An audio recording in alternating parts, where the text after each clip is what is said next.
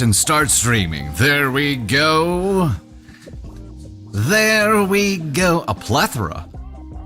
You got to. 10 stories? Hot damn. 10 stories I'm going to have to read with the speed of lightning today. This is gonna be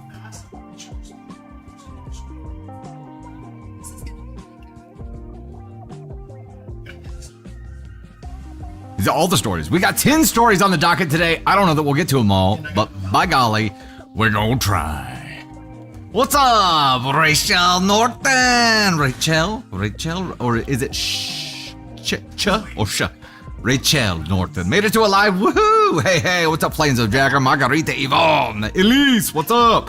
Hey, Hatter, I saw 22 months in the gosh heckin' Thunder crew. Says just gonna leave this there. That is all. Heck yeah. Tracy Hatcher, welcome to the gosh heckin' Thunder crew. Hey, what's up, Dreamcraft Angels?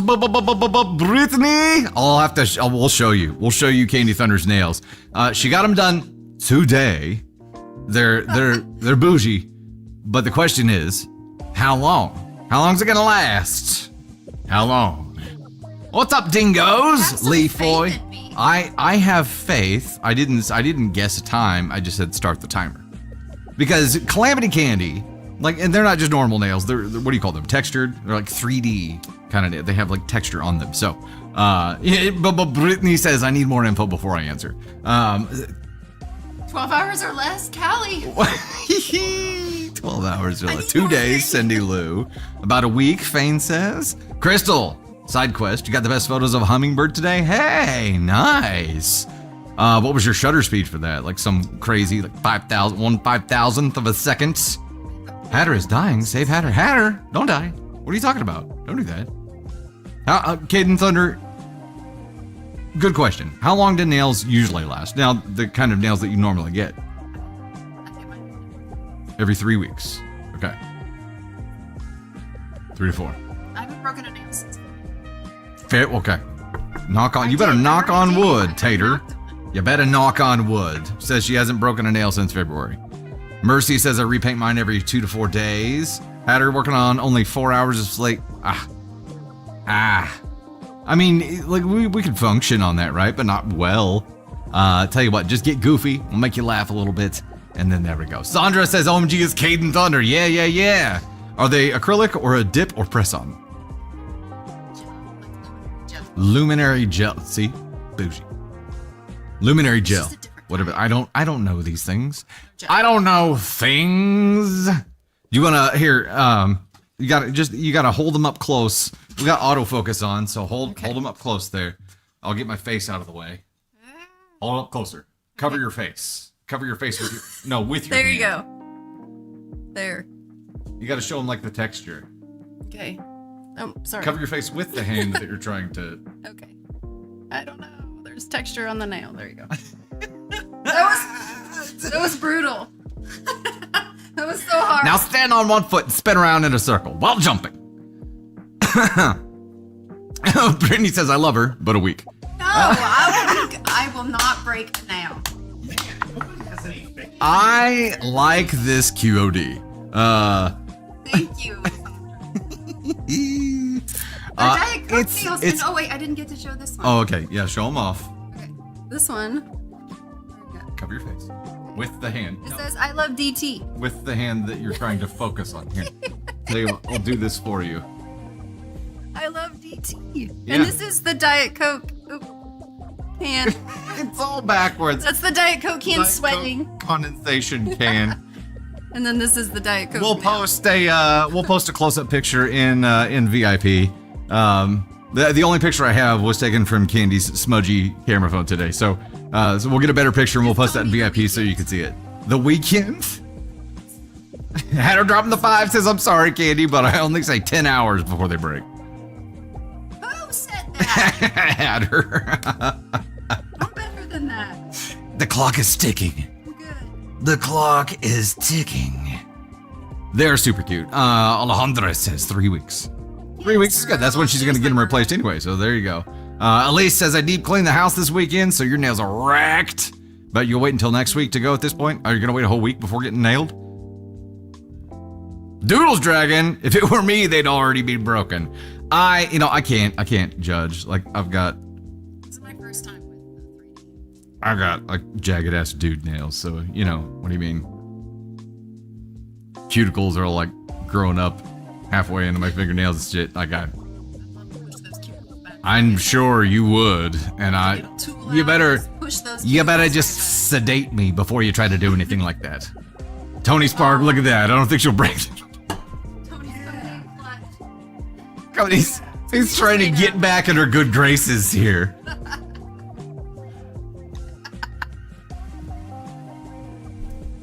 At least if people don't join the VIP, they'll really take that out of context. I know. That's the point. That's the fun part, right? Chris Museum Girl, cheers, Candy. No nails will break ever. Hey, Zuba says, I have faith in you, Candy. Also, Real Broad, I don't think Candy has seen that comment on the teaser today that you responded to. We would have deleted it except for your response was epic, so we left it. Yeah, she doesn't know. She doesn't know, but she's going to look it up right now, so we'll hear her response when she sees it on the teaser that posted today yes, on TikTok, as a post. Jerry says she'll make it until my next appointment. Yeah, how many people saw the Love Island themed teaser today? I didn't go like full Scottish accent. I got like a quarter of it just to kind of get the vibe of, I think the announcer's name is Ian, to really get the inflection more than anything.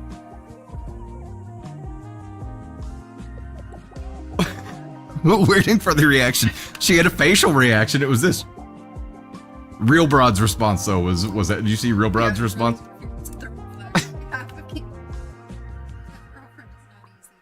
Drop kick you. Friggin' love it. Real Broad. My nails were out. FY, it's an appeal. Thus the photo. I figured that was the case. I figured that was the case. But they read that comment to me this morning, and I was like, oh my god. I was surprised it wasn't a dude, honestly. Normally when I get comments like that, that's it, yeah, it's from a dude. Oh, yeah, when I'm live? Yeah. No more Love Island? Get me off this island? No, Mercy, it's coming back. It's coming back. Which is why we had to theme it. Zubo, okay, Beard Daddy. Obscure, give her until you annoy her and she takes you out. Yeah, that's fair. Sandra, I work in a meat department so you can't get nails. That's unfortunate. I mean, they are her real nails. They're just highly decorated.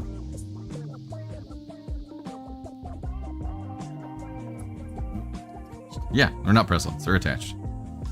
Yeah.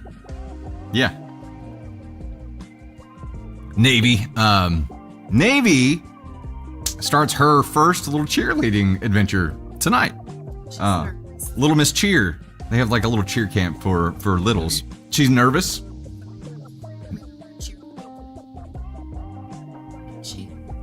don't want my hair like this. She is. This is something new for her. She is nervous.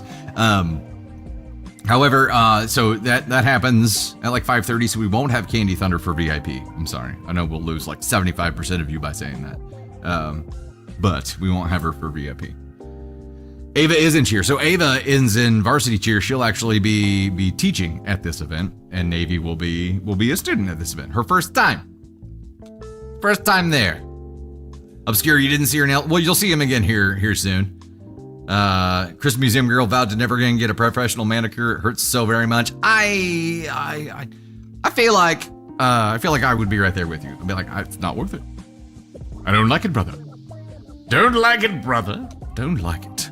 All right, you guys ready to get rocking and rolling here?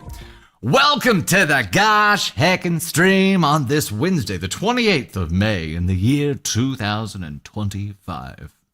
Coming up, we have stories about duplicate Ford. That didn't take long. Coming up, we have stories about duplicate food orders, uncomfortable living situations, quick breakups, disputes over grounding children, stepmoms who cross the line, an unhappy father of the bride, Father's Day disagreements. We also have spicy stories, a cake story, and a petty revenge story. Tony Spark loaded up the document today. We've got 10 stories available. Now, that's like, we have to unlock stories to get to all those, right? So we do have a gift goal right now on the TikTok side, 3K bolts. We're at 510 right now. That unlocks a spicy story, I do believe. Yes, that does unlock a spicy story on the YouTube side. First one we're going for is 10 super chats, 5 and up for a confetti and shirt change. And then we're going to move down the list there. On the TikTok side, we are unlocking that spicy story. And then we have a petty revenge story unlock with a Tony Spark appearance. Then we have a cake story unlock and a shirt change and candy feedback. Then Caden Thunder. Then candy feedback again with the Shark Head. Shark Head. So much. It is a lot. We have a lot of stories to unlock, and I have to read very quickly. So I'll get rocking and rolling here. I do have to read very fast. I have to read very, very fast. How many of you, when you watch posts, like our normal video posts, played at like 1.5 times speed or 2 times speed? Like how many people speed me up whenever they watch just a normal video post? Obviously, you can't do that on live. You can't go into the future. But a normal video. Curious. Curiouser and curiouser. One of our good buddies, Smoots, he watches on 1.5 times speed. I'm like, I feel like I talk pretty fast in the first place, so listening at 1.5 times speed feels like it would be quite a bit. The share goal today, TikTok side, we do have the progress bars working here. Share goal is 15 hundo. Make sure, we have the likes goal of 300K as well. They're already moving the bar on that likes goal. We're at 2%. We're rocking along. Make sure you're subscribed on the YouTube side to keep up with all the latest content, of course, including podcast, even more stories that don't get posted on the TikTok side. We will have a TikTok subscriber only live on June 5th, 9 p.m. Central Daylight Time, which is what, next Thursday? I don't know if that's happening at the home office or from here. We don't know which studio it's going to go from. You mean like because we need a vertical screen? Hadn't thought of that. Now I got to do some more setup work. I think we can actually, I don't know. We'll figure it out. Anyway, we will be going live for TikTok subscribers only next Thursday night. We'll see what happens there. What's up? That's a Candy Thunder brainchild. Candy Thunder brainchild right there. Yep, that's true. Also, if you are interested in learning more about or joining our TikTok Live creator agency, we're helping other creators get started going live and grow their live content right now. Screenshot this. Screenshot that, take it into your smart camera appity app, and you'll get the link for the landing page where we have more information about it, and you can actually schedule a call to get started with us there too. Some of the gifty kind of stuff covers it up. Oh, there is setup. Oh yeah, I may have to raise that up. I'll make an adjustment. No worries there. Reminder today, keep chat positive and respectful. Everybody, of course, is allowed to have their own opinion. We want you to share that opinion in a respectful way. Be a DFHB, which is a decent effing human being, which is in Urban Dictionary now. We found out through Angel. DFHB, it's in Urban Dictionary. How cool is that? We've made it. We have arrived. No spoilers today. Spoilers will be muted from the live and eventually booted. Nobody wants that, right? Also, just don't be a dick and everything will be fine, right? Get out your gosh hacking brooms. Just clear your screen and then go back. Oh, talking about the that's my explanation. This. The QR. You don't want to hear my my Alvin from the Alvin and the Chipmunks impression? Normal speed? Yeah. Say that again. Kristen using her asked to join the TikTok thing. To join what? The Okay. creator. Wait, what? Join what? Yeah, it's the TikTok creator agency. So if you have an interest in doing TikTok lives, in doing it like seriously, or getting more serious about it and growing your TikTok lives and developing a strategy and really making it a part of a content strategy, we can help with that. And TikTok actually pays us to help with that. So it's not something that costs you anything. It's something that TikTok will compensate us to do, which is super freaking cool. We've got a handful of creators on board already, like 5. We're slowly growing this thing out, intentionally slowly growing this out. And eventually we'll scale it out more so. But right now, we're taking our time and trying to do this right. Let's do this thing right. Some Blake Shelton going on there. It's been a minute.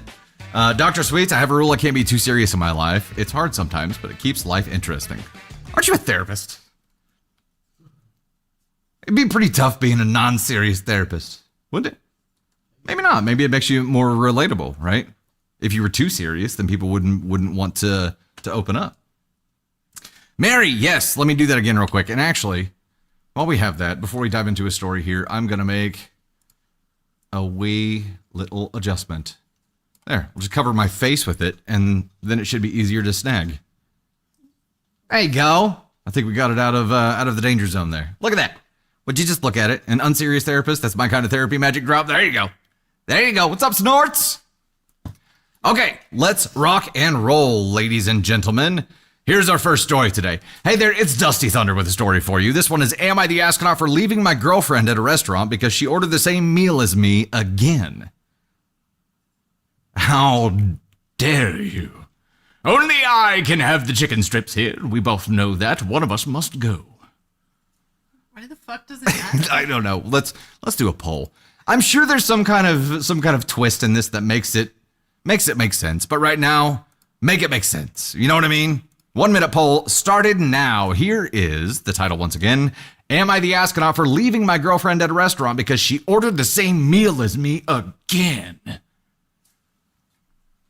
Hostile Cakes, welcome to the Gosh Hackin' fam on the TikTok side. Hell yeah, love to see this fam grow. Amy Castro, Elise Goober, Space Cadet, Mama Beck, Pilo Sofia, Elise dropping the hundo, light bolts there, Anna Maria Ortiz, Nina, Chrissy Joe, Joyce Brown, Aunt Sue dropping the hundo as well, Joyce Brown dropping the 99, Silver, Sabrina, Silver again there, Christian Museum Girl, Amanda K, Jenny Gunn, the D Spurcar, Jackie Kelly, Allie, Jerry, Karen Shaper Cutter, Angie, Charlie Diego, Charlotte, Aunt Sue, Just Jess, Tia Anderson, Davis, Ameldine Shepard, Nita, thank you guys so much.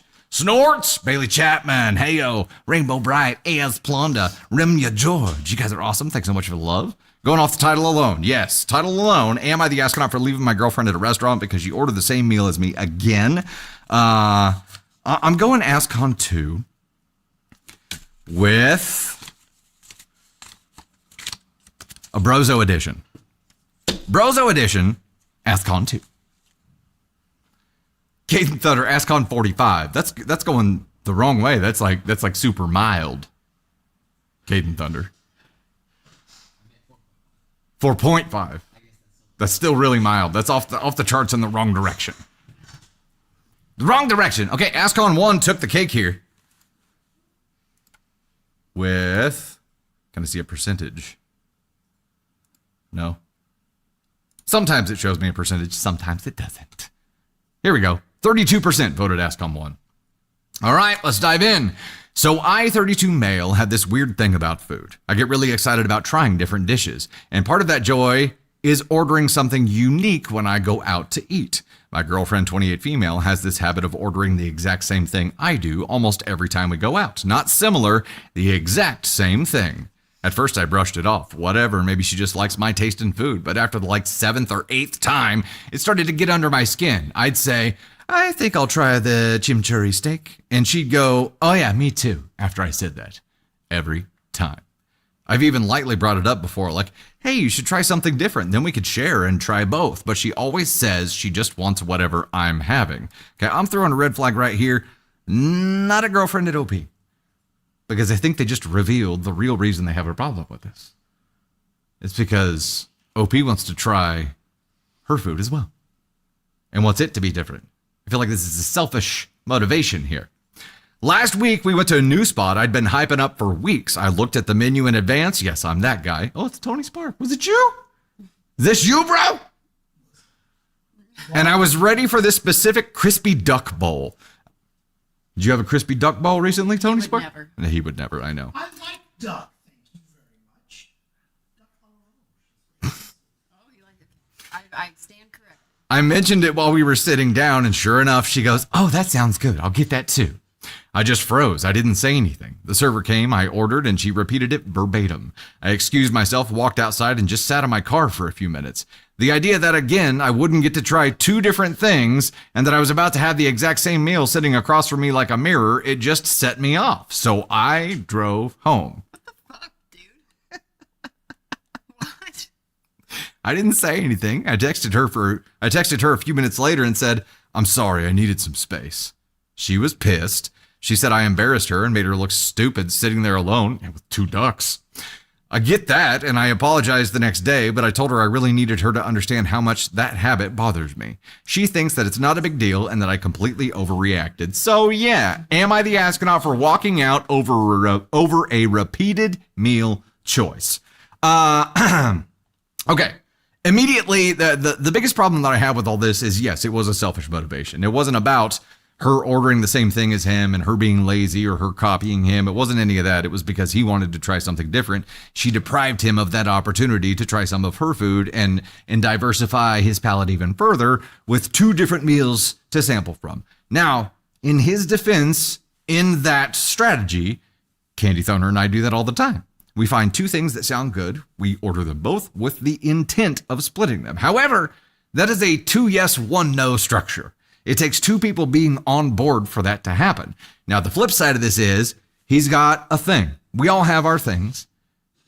I don't feel like he set this up as a firm boundary before bouncing and leaving her, abandoning her at the restaurant. I feel like he's mentioned it casually a few times, but never really set it up in a, hey, this really bothers me, and if it happens again, then this. He didn't do that. He just reacted.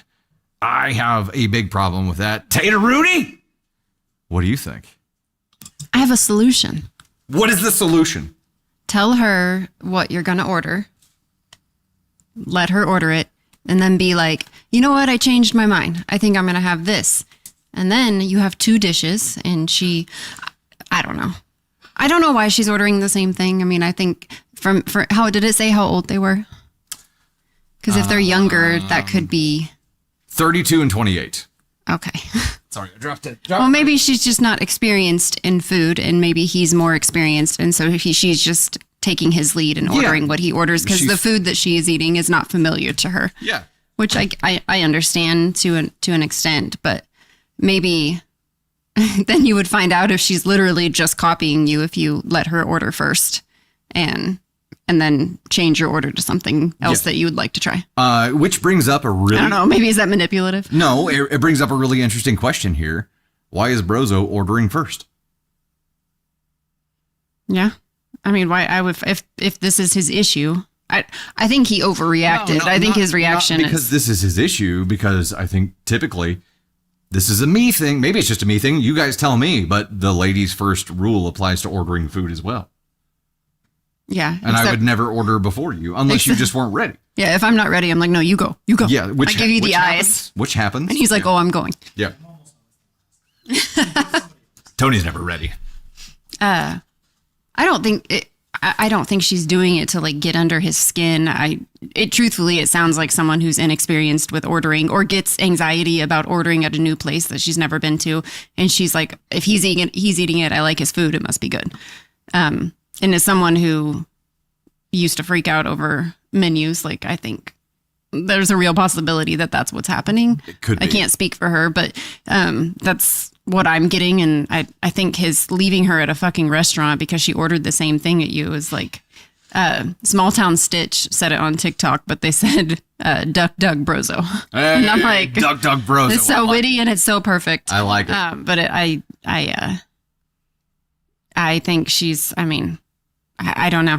It's weird. I don't understand leaving her there. Sage on the TikTok side says, I'm a foodie, but his reaction is ridiculous. And look, it is if this is his thing, this is his thing. But even if you have a thing, I think establishing a boundary and explaining like what's going to happen if this behavior doesn't stop is required if you're going to have a reaction like this. Otherwise, it's not warranted, right? Then you just abandon her. Right. Without prior notice, without prior warning. And that's where I have a serious problem with it. Hey, Dr. Sweets dropped the 10 bomb and said, my guess is that she doesn't want her food stolen and has told him that, and he acts that way. Also, she has told, we hit your button. Thank you. Also, she has told him that she wants to keep ordering the same thing. So I don't know why he was surprised. Valid. Or there was another comment over on the TikTok side that said, I wonder if maybe he embarrassed her about her palate early on. And then she, maybe she was ordering chicken tenders every time. And she's like, okay, I'll be more adventurous by following your lead. He has a problem with that, but has only casually mentioned it. And again, I'm going to keep going back to that because that's my main problem here. It's not so much about what the thing is. It's about he didn't establish a real boundary. He just reacted with kind of tiptoeing around it ahead of time. But is it a boundary? Because all he really wants to do is try new things. He wants to double the fun. Yes. And he wants her to order what I agree. That's a weird. It's selfishly motivated, but we all have our things, right? Yeah. So if this is his thing, regardless of what that thing is, I do think that like explaining it well and establishing a boundary for that before you have this kind of reaction is needed. You can't just react and then be like, well, I have a thing. Okay, well, that's cool and all, but if your partner is surprised by this, then that means that you didn't communicate it clearly, right? And jumping back up here, also, Life with London, member for 9 months, and the guy Caden Thunder Group says, OMG, Memorial Day screwed me up. I was going to your channel to catch up on old lives, and I missed and saw you live. Score. Heck yeah. It worked out well. Snorts, order in advance for both and split both meals in half. There you go. Then you get to try a bunch of different stuff. I think that's a great strategy here. Do ducks like watching chicken strip? And that's a great dad joke. It's great. Hey, Wiley Kylie, holy crap, dropping is just passing 1,330 lightning bolts there. Going hard at the lightning bolts there. Thank you so much for the love. Mama Buffy. And we've got Mama Mr. El Bay with the rose, sending the first gift through there. Thank you so much. Brittany with the rose and the finger hearts there too. Overkill Mill, Christian Museum Girl, Shiny, Ada, Antsu, Karen, not a Karen. Thank you guys for the love. Mary Doyle, see you there too. Poochie, see you there. Thank you. Thank you. Thank you. He wants to control her and get 2 meals. Cleo, entirely possible. So, Tater Rooney, where would you go on scale here?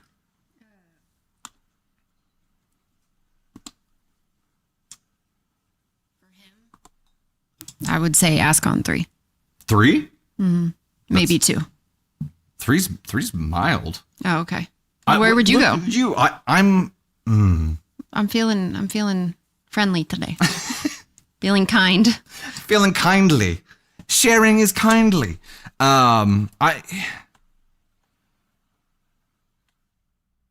Look, if he hadn't abandoned, the fact that he abandoned her has me at a 1. He had abandoned her and she was surprised by it because there wasn't adequate prior communication here. I do think it is a brozo move as well. I think this is one of those things that it's silly, but again, it's it's one of his things.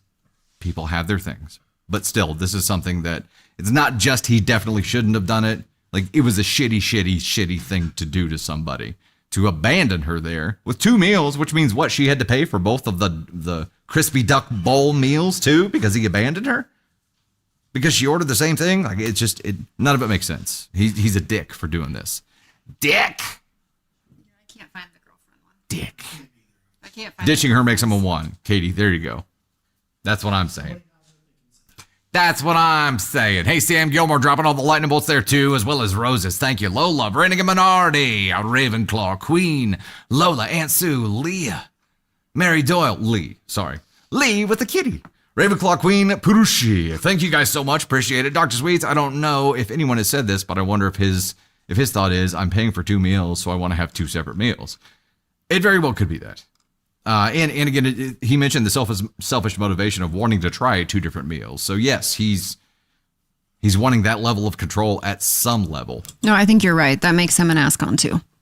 I went to 1. The selfishness of wanting to order 2 meals. But abandoning her is what made it a 1 for me. Yeah, that's true. You're right. I stand corrected. Kindness is thrown out the fucking window. Let's get this fucking show going. She said, fuck it. I'm no longer kindly today. No longer kindly. We're going for it. He needs to communicate, Mercy. Yes, agreed. Absolutely agreed. I had her doing a new project combining video game characters from games you play and turning them into necklaces. That's cool. Very cool. We hit a goal. Can I get a gift list from you, Mama? Mamacita? Muy caliente. Oh, you have some glasses on. I have glasses. Cleo Sicily. with Velvet's version. Oh, with the DJ glasses, thank you so much for that. Hey, in particular order here for hitting the Bolts goal, we got Wiley Kylie 12 leading the board in the number 1 spot at 1.4K. You ran hard. Thank you much. Ravenclaw Queen in the number 2 spot. Aunt Sue in the number 3 spot. And a Hartman. Are you trying to wave me down? Oh. Mama Silver, Elise Kutch, Jelly55, Joycey Brown, Amanda K, Dizzy Desserts, Mama B, TF90, Jay Lucero, Sherry Sosa, Amy Castro, Janny Gunn, Denise Burkhardt, Nakano Kirishima, Thrillers Butts Bommy, Kristen Museum Girl, United Snorts of America, Charlotte, Violet Green, Jackie Kelly, M. Doyle, Jerry Lee Go Forth. Why every time I see Doyle, I think of O'Doyle Rules. O'Doyle Rules! As Plonda, Natalie and Kansas Kitty, Rope Rod Zuba, Karen Jordan, and Urban Dreamer. Thank you guys so much for the love. I'm gonna get the next one set up. Y'all have unlocked a spicy story. The next gift goal is going to unlock a petty revenge story and a Tony Spark appearance. This will be a petty Tony. A petty Tony appearance. Oh, it's a petty revenge story and Tony appearance. Never, ever, ever. Tony doesn't have a petty bone in his body. His what? His gifts? Yeah. GIFs. Gifts. There have been some gift wars going on in our team chat. Where is the gift? These are not the gifts I'm looking for. There it is.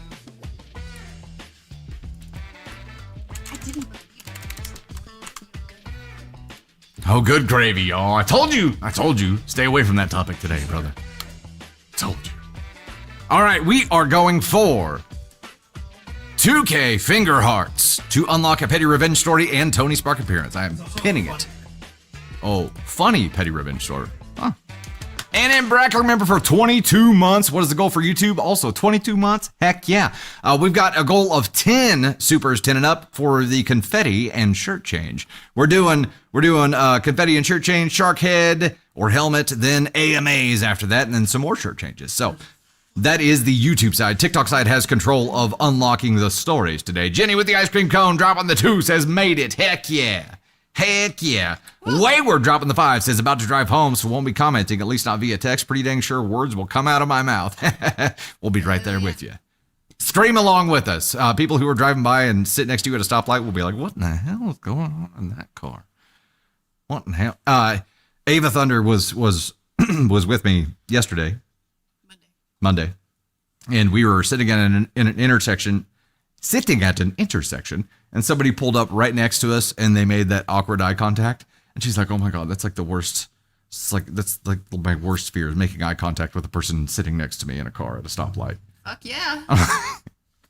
Super awkward. I'm like, that's when you just make a really, really, really weird face to lean into the awkward. You know what I mean? Just lean into it.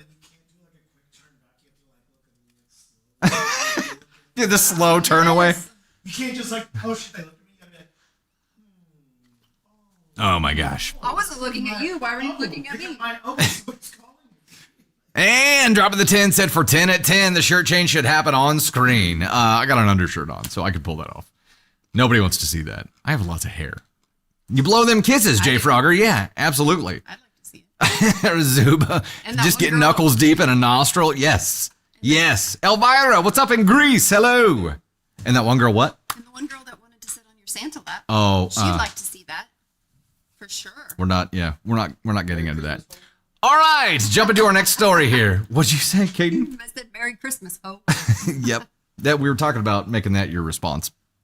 Okay, here's the next story. Hey there, it's Dusty Thunder once again with another, spicy story, right? Okay, thanks for the save. I almost sent us in the wrong direction, folks. I'm so sorry. Ladies and gents, we got one of these. Hear that sizzle? It's like a nice plate of fajitas coming out. It's a spicy story. You can smell the fumes as the waiter walks by the table. Title of this story is, Am I the Astronaut for Not Driving My Daughter and Getting Mad She Was Late?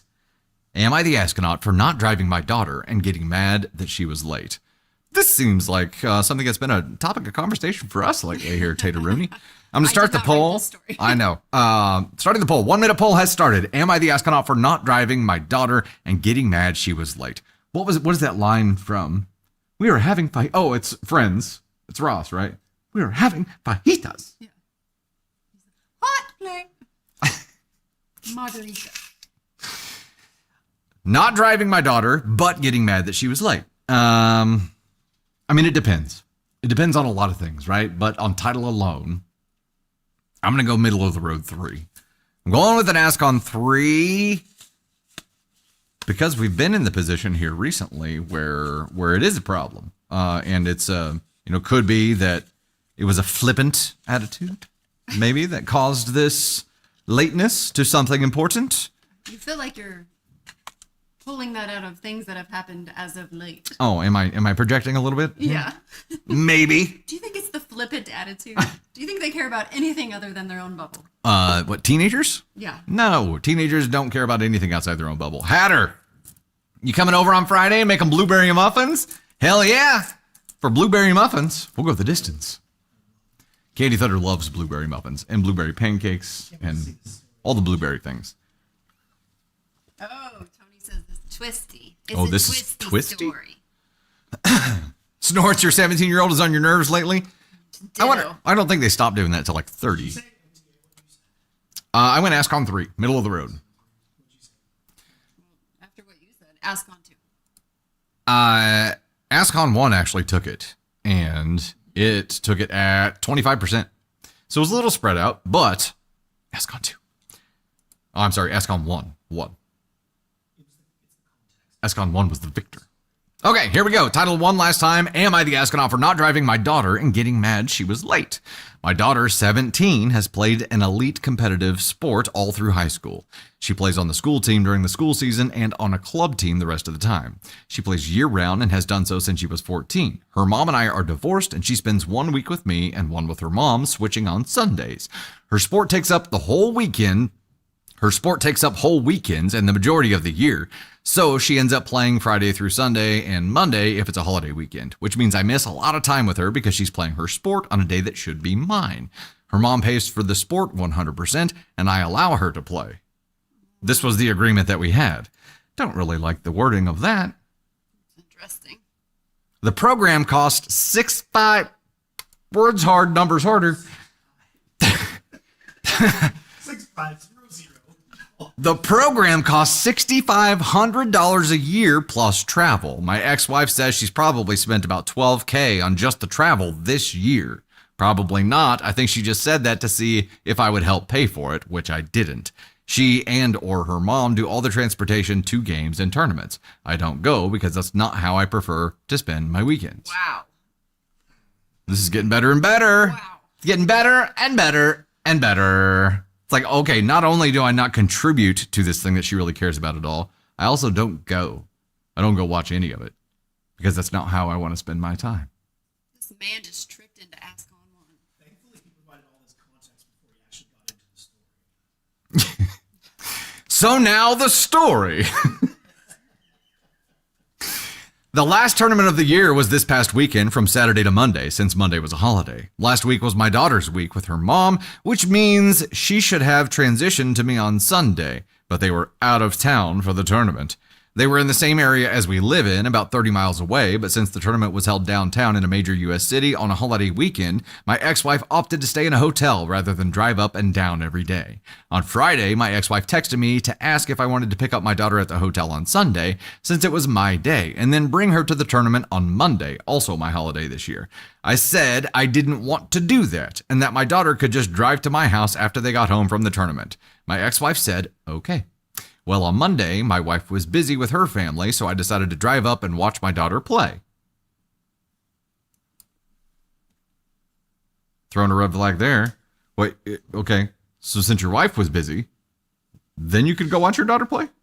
Huh.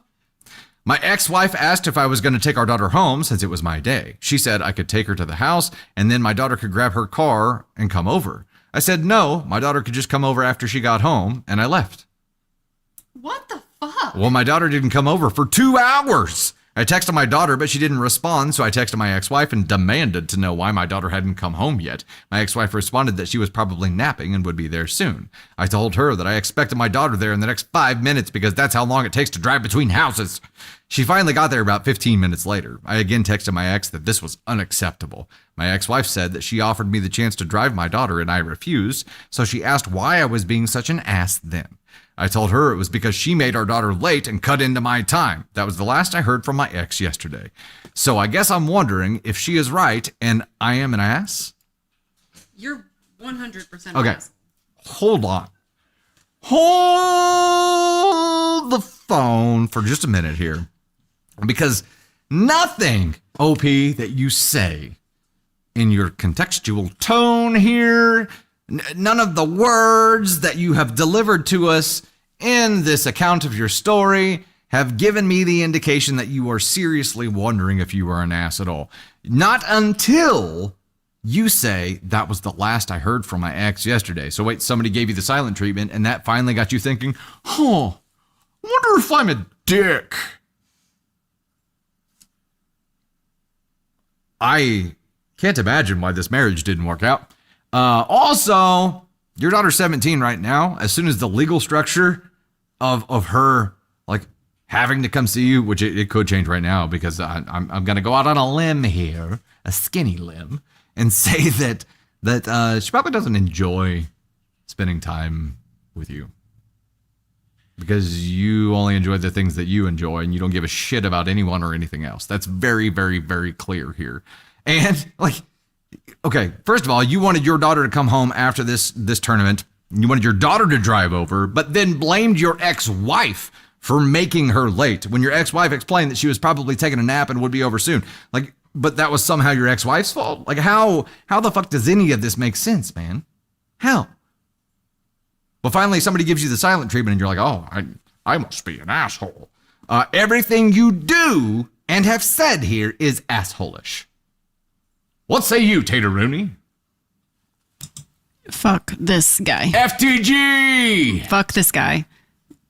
This is not being a parent. This is just trying to make people miserable. Like, what are you doing here? Why would he not drive his daughter back from the tournament? He said he just left. He just left her there. He went to watch her play and didn't take her home. And then blamed other people for her not coming over whenever he expected her there. I don't want to do that. You could Like, just drive her to the what house the and she can get fuck? her car and come over. I don't want to do that. This is not parenting. This is not showing up for your kid. This is just making excuses and making everyone else a villain when you're the actual fucking villain in this story. You're the asshole. Like, what are you doing? Why are you even getting your daughter? Why do you even want to spend time with her if you're not interested in the things that she enjoys, the things that she loves? Why you're not showing up for her? I get it. You don't have to be there every fucking weekend. You don't have to go to every single tournament, but the one that's in your city, you don't even want to show up for? Yeah. Like, and what? And here, what kind listen of to shit this. is this? Listen that you'll love this. Dr. Sweets dropped the 10 bomb on the YouTube side and said, all I heard from this rant is that he does not believe that his daughter has that many games she claims to have. I almost felt like he went to the game to make sure she was really competing. Yeah, we didn't even get into that part. He also claims that they don't spend. Do you know how much money it fucking costs to be on a travel team? Because it is not cheap. We don't do it, and No. if our kids wanted to do it, we would do it begrudgingly. But that's a lot of time investment. That's a lot of money. And you know what? If your child is good and this is something they want to pursue in college and get a scholarship and like go all out on the sport that they enjoy, let them fucking do it because sports have a time limit. They expire. Yeah. Like you cannot do this for the rest of your life. You can turn into a coach, but the time that you get to play in school, in high school, and in college, that is very limited. It's a very small amount of time. So support your kid while they're doing what they're doing. I think it's an important point there, like supporting your kid who actually has a passion for and wanting to do this. It's not like this is not a kid whose parents are forcing her to do the double duty competitive and school teams because they're trying to push her into scholarship land so that they don't have to pay for college. That is not the structure here. She has a passion for this. She wants to do this. Dad doesn't support it at all. He can only see his own selfish wants and needs. Well, look, dude, once you become a parent, life is no longer about just doing what you want to do, right? There are responsibilities and accountability that make it necessary to actually take part there. Also, I think you're really missing the fucking mark here by not wanting to spend time with her, by not wanting to have the extra time of that drive to talk about the game, to not want to be at the game, to support something that she really has a passion for, because it's not something that you individually want to do. That's a nail on the head. Absolutely. That time that you get in the car, like we don't have that time anymore. With Ava, like she just started driving, and like I miss those car chats. I miss that time that I had with her, and it's so fucking limited. And if you get that with your teenager and they want to speak to you, they want to talk to you, they want to include you in your life, fucking take it. Because it gets so like few and far in between the older that they get, and you just gave that up for what? Yeah. For your own selfish fucking pride? Because you didn't do it for your daughter. You sure as hell didn't do it to help out the mom. You literally did it to be a selfish prick. Fuck you, dude. Straight to ASCON 1 and then slide over on into the black hole. Spike. ASCON 1, slide over to the back hole. Yeah. Black hole. Yeah. So you're going to go to ASCON 1. Yeah. And then apparently you're going to travel along the Fleshy Fun Bridge and then find your way into the black hole. Let's go ahead and sit you there. I said black hole. Oh. What'd I do? I did say back hole on accident. I also said you're gonna go to ASCON 1 and then take the Fleshy Fun Bridge all the way to the back hole. I was just like black hole. I was thinking of like a car slide on the hood, but it's like an ASCON 1. You just slide across it and fall into the black hole. Huh. Yeah, like Dukes of Hazzard kind of stuff. Slide on into the back hole. There you go. There you go. That's what you deserve. Piece of shit. Also, yeah, I saw the comment about the FTG animation. I do need to make that. FTG. That needs to be a new thing. It really needs to be a new thing. Absolutely does. So yeah, Dad, you're really missing out here. And someday you are going to realize it. If silent treatments are what finally gets through to you, just imagine the 5-year-long silent treatment you're going to get from your daughter and then finally realize what a fuck up you are. And then I don't know. Is it too late? Is it too late now for him to turn this shit around? I don't get the vibe that he's like willing to change or anything here. I don't. But if he did a 180 right now, is it too late?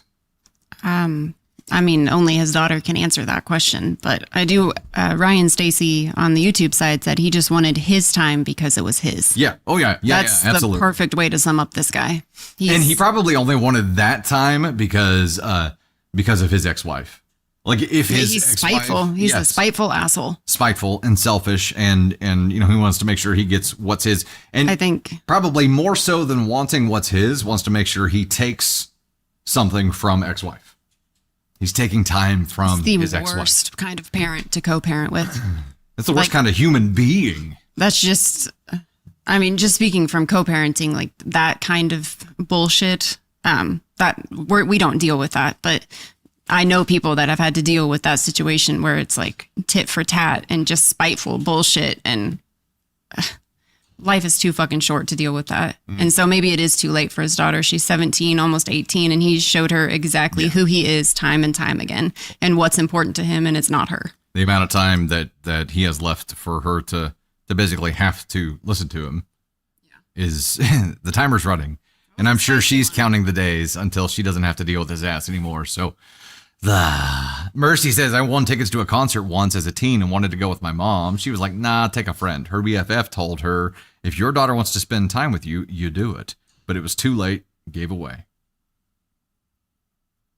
Missing opportunities. Nancy dropping the 5 says, anybody else been hearing their Cats on the Cradle song in their head recently? So many stories like that. No doubt that happens. Yeah, it happens all the time. Let me make sure I'm doing some catch up here. Oh yeah, Beyond had the $5 super set. All right, Dusty, where's the FTG chanting animation you got to be working on? I wrote it down when I saw your comment there. Taylor dropping the 10 bomb says, my dad/stepmom let me drive an extra car when it was on their day, but I couldn't take it to my mom, so she had to come pick me up and drive me to school on every day that was hers, holidays included. That's garbage. I mean, that's garbage. The only thing that I could see behind that would be that's a control thing, right? Or like they didn't trust your mom's side to not. They didn't trust your mom's side to take care of it, and that might have fueled that thing too. But probably just a control side. Boo.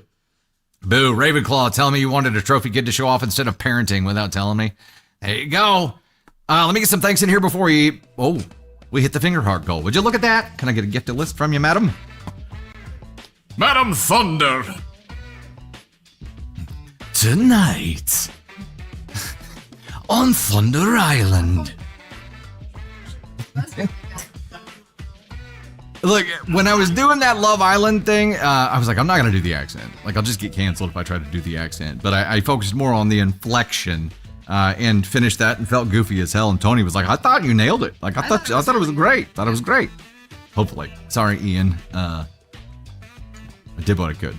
In particular order here, in the number one spot, by a long shot, Sam Goofballs at 4.5K. Thank you so much for the love. AK Mary in the number 2 spot, then Bailey Chapman, the number 3, and Sue, Scary Scars, Brittany, Bella Smith, Sherry Sosa, Books Coffee Tea, Amanda K, The Spiritual Witch Gardener, Elise Kutch, Drujo Cat, J Lucero. Oh, it just refreshed on me. Why for you do that? Don't do that. Books Coffee Tea, Amanda K, The Spiritual Witch Gardener, Elise Kutch, Drujo Cat, J Lucero, Dilly Pickles, Ravenclaw Queen, Mama Buffy, Daisy Desserts, Mama Says So, Ann Hodgson, Jerry Lee Go Forth, Michaela McDougal, Nakano Kirishima, Jasmine Bruno, Kristen Museum Girl, Violet Green, Anna, Shiny X, LOL, Natalie and Kansas Kitty, United Snorts of America, A Rare Gem. There we go. I had to look at that for a second. Pushy. I gotta be careful how I read that one. Ada Pack, Anna Hansen, Danger Mouse, Obi X Barbara, and Maya Duran. Thank you guys so much. Appreciate the love, and you have unlocked a petty revenge story and a Tony Stark appearance. You unlocked a petty Tony Stark. Would you look at that? Would you just look at it? Let me get the next one set up. The next one is going to unlock a cake story, a shirt change, and candy feedback. Next up on Thunder Island. Cake story, shirt change, and candy feedback. Can we get some feedback? Petty Teddy. Petty Teddinator, there you go. Just Petty Teddy. Petty Teddy would work there too. Almost got this set up. We are going 95 paper cranes. Paper crane.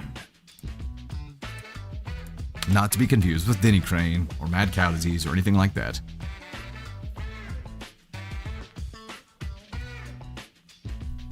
Oh, the ooh? The UE is read like the German. Okay.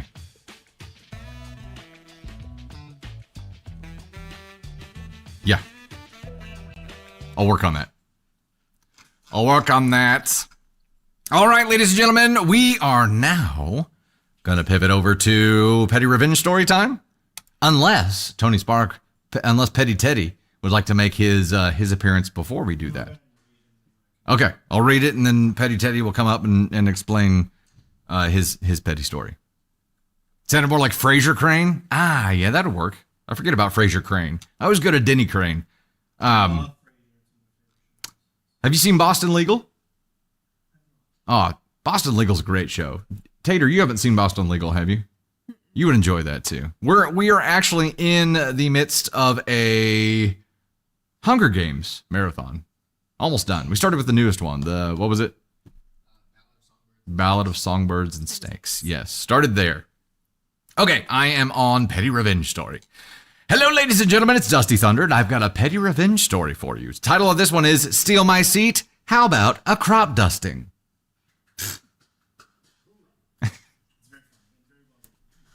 I-33 female just got us. Words are hard. I-33 female just got off a 7-hour cross-country flight, and I wanted to share this story before I go pass out. I was flying Southwest, so there were no assigned seats, and I was in B boarding group. I went towards the back of the plane so I could get an aisle seat since I'm fairly tall. It was a completely full flight, so I knew there would be someone sitting next to me. Enter entitled Karen, E.K. She had waited to check in, so she was at the back of the C boarding group. She was pissy because at first she couldn't find anywhere to put her massive roller bag, and the flight attendants were trying to get her to gate check it.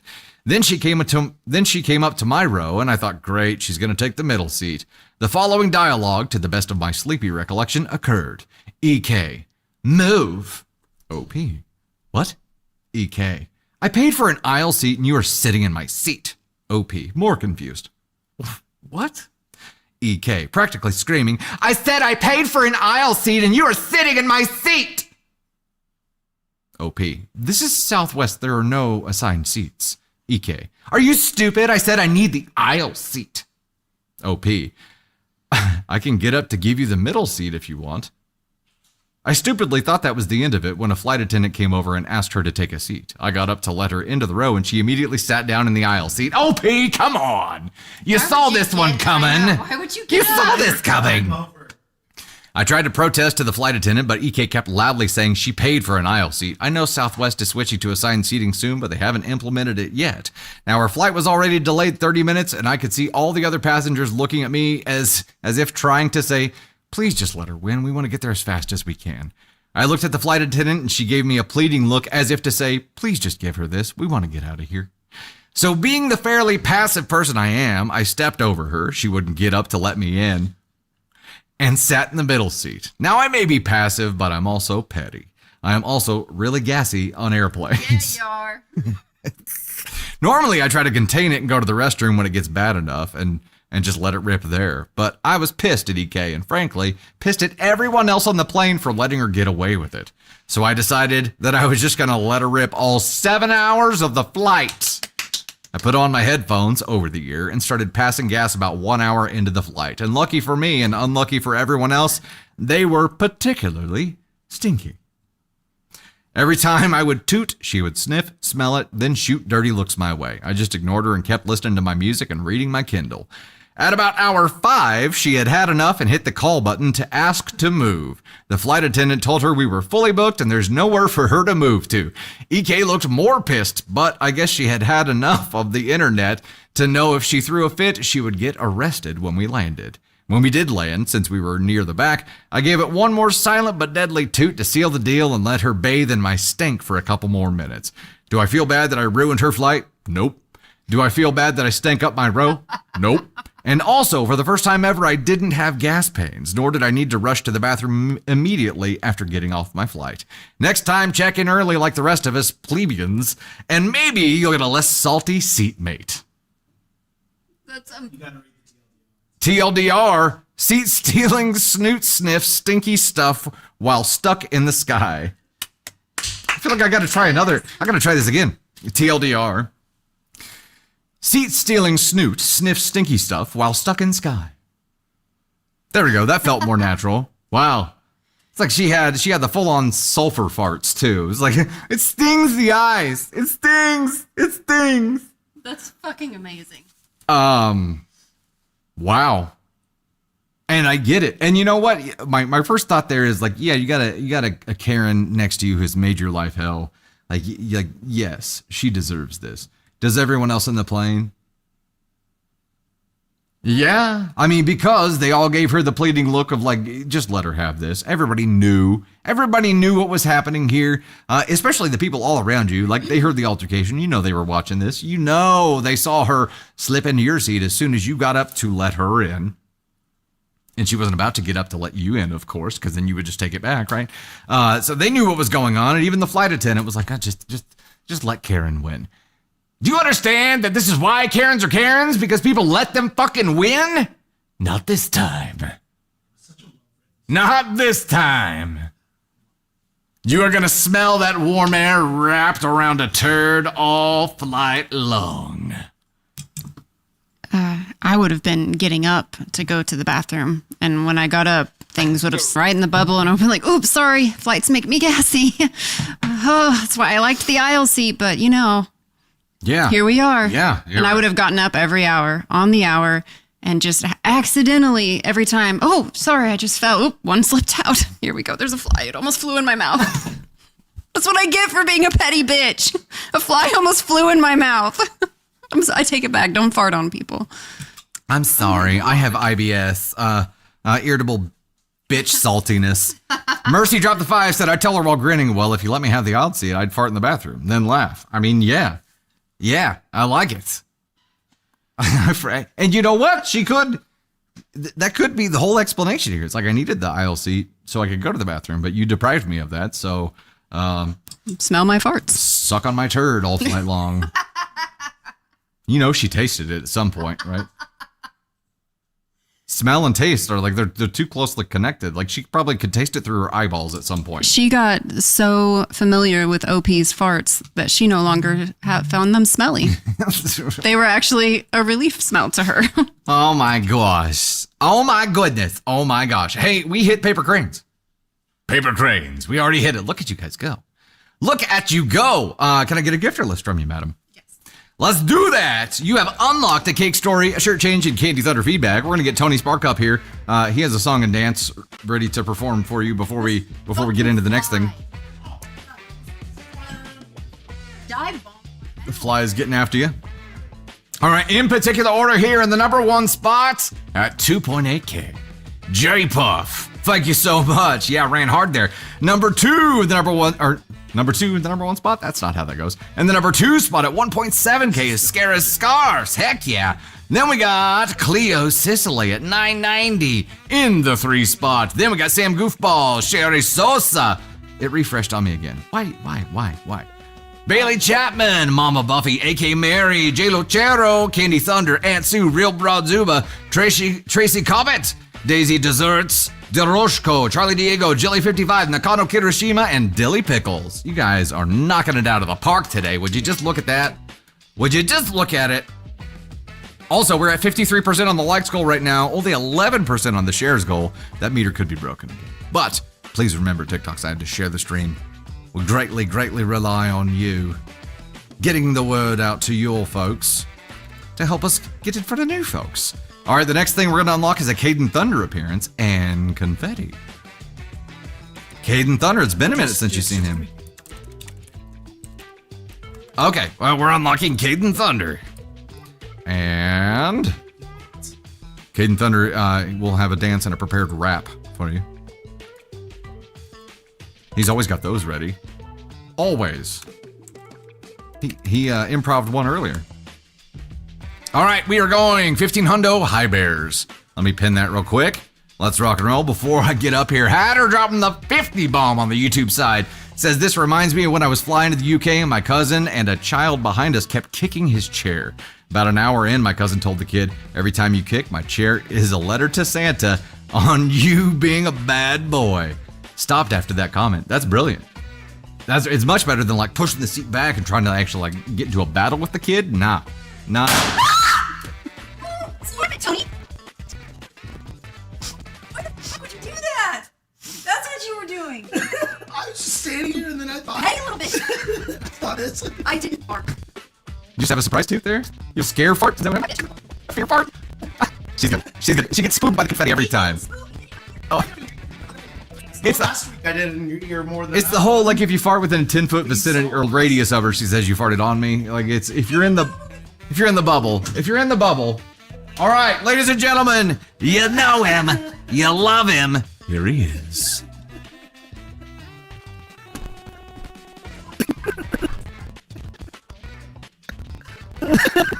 Hi, everybody. That was a good yell too. That was more. And gentlemen, Tony Spark.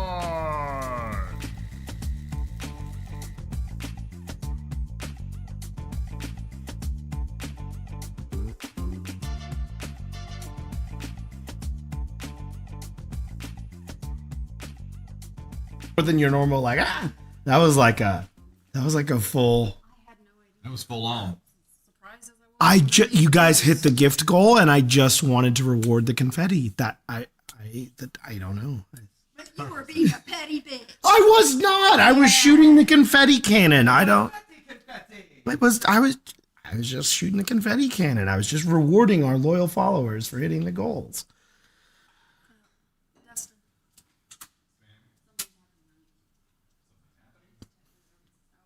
On YouTube.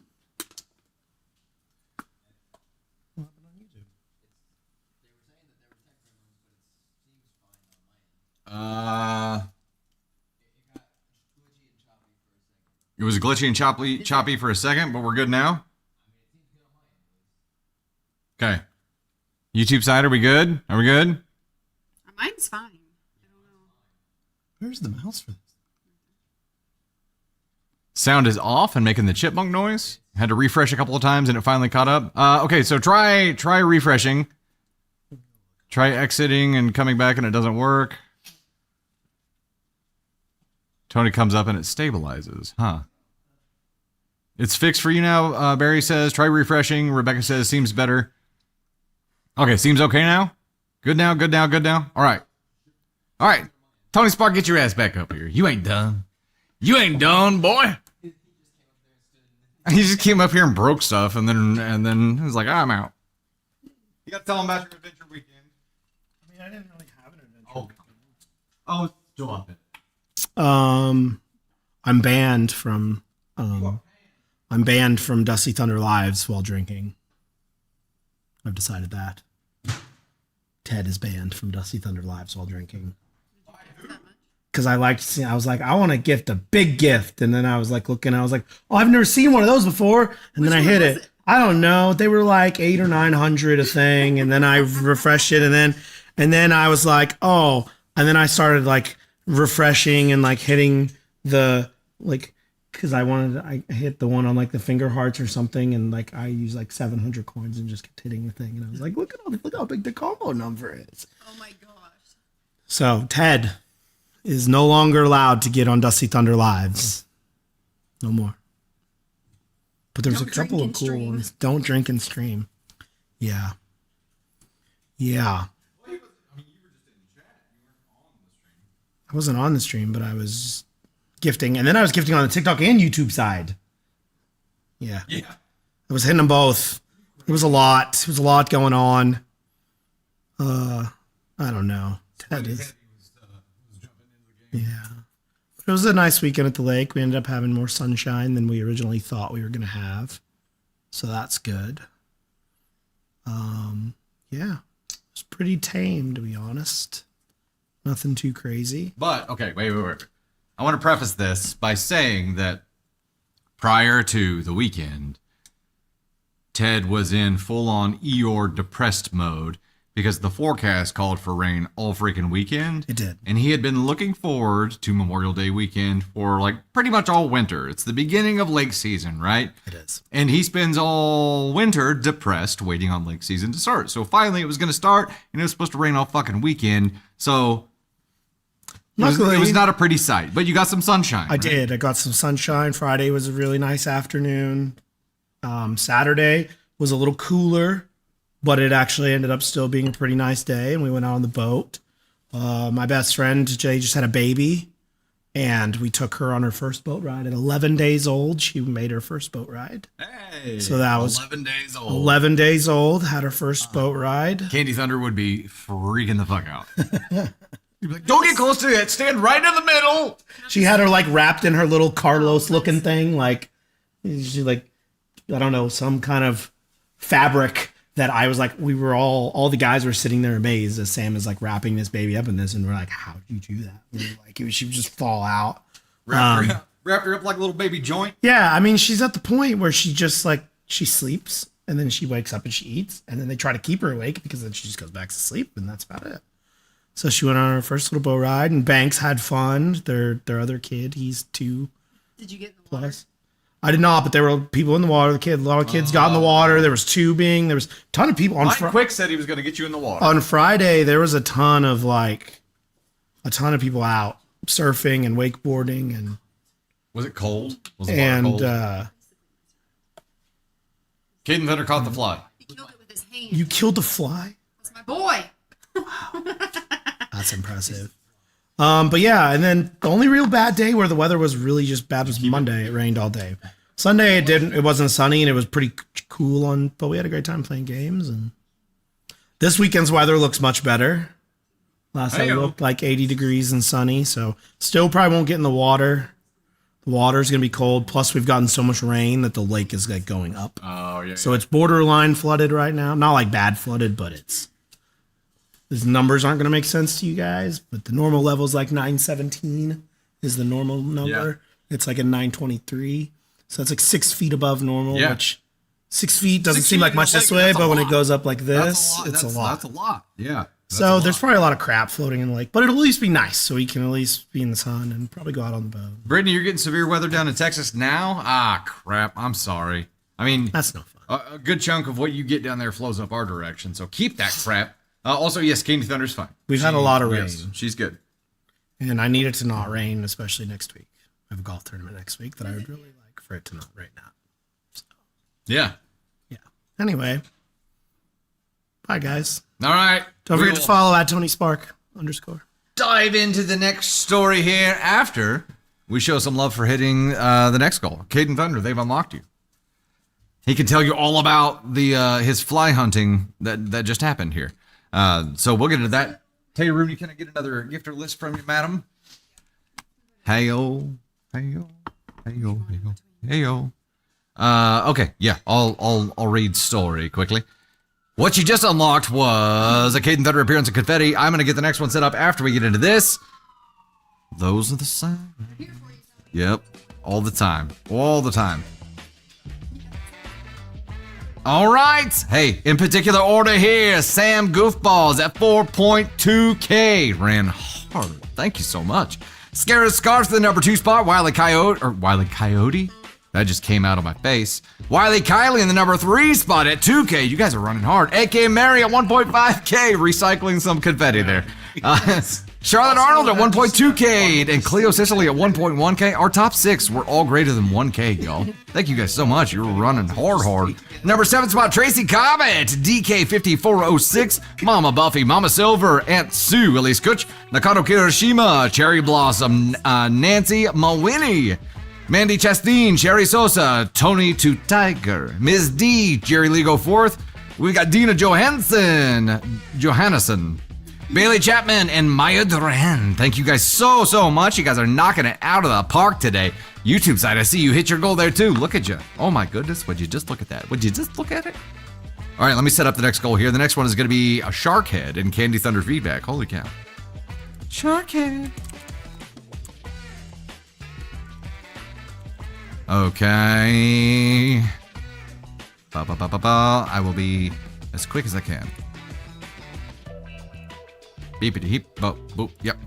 We are going hand hearts, the hundo hand hearts.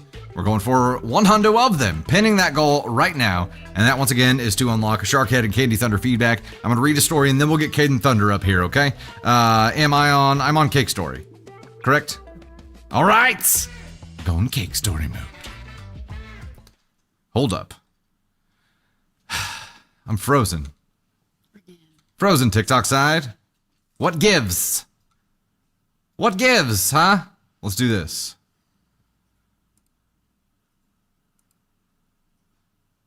Well, okay. We're going to try this.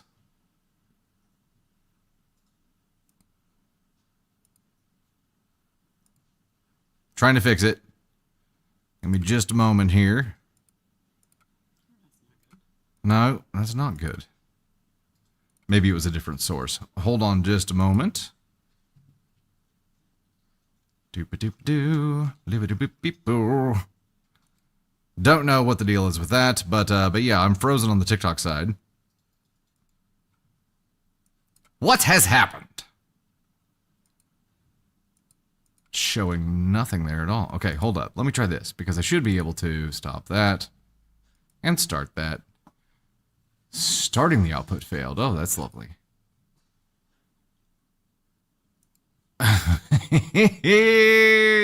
What is happening? Yeah. Hey, TikTok side, I'm gonna stop this live real quick and boot it right back up. Yep. So sorry. Let me shut this down and I'll start it right back up. Actually, I might be able to pause it. Let me do that.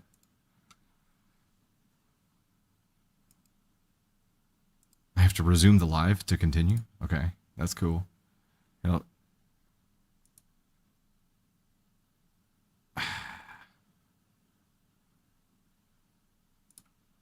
shoot. YouTube side, please hang in there with me. I'm trying to get, I can't even get the virtual camera started now. Not sure what the deal is with that. It says, setting the output failed. Check log for details. If you're using the these encoders, ensure your video drivers are up to date. What? What are we talking about here, huh? Grab the top gifter because it'll restart that too. Thanks for the heads up, Mary. Top gifter on TikTok side. Are you able to see that right now? Okay. All right. Let me try to do resume and see if that gives me any kind of options here.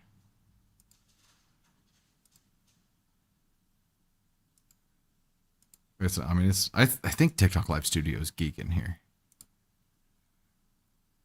Because it says continue live, but then it doesn't do anything. Is that the? Can you hit? Yeah, I did. That's what I just did. I don't know what's happening. Okay, I'm gonna go ahead and end the live on the TikTok side. Well, it's just not doing it. Yeah, it's stuck. crashed. Yeah. Wow. Sorry, guys. Yeah, TikTok Live Studio is straight up geeking out on me. Let me try this real quick.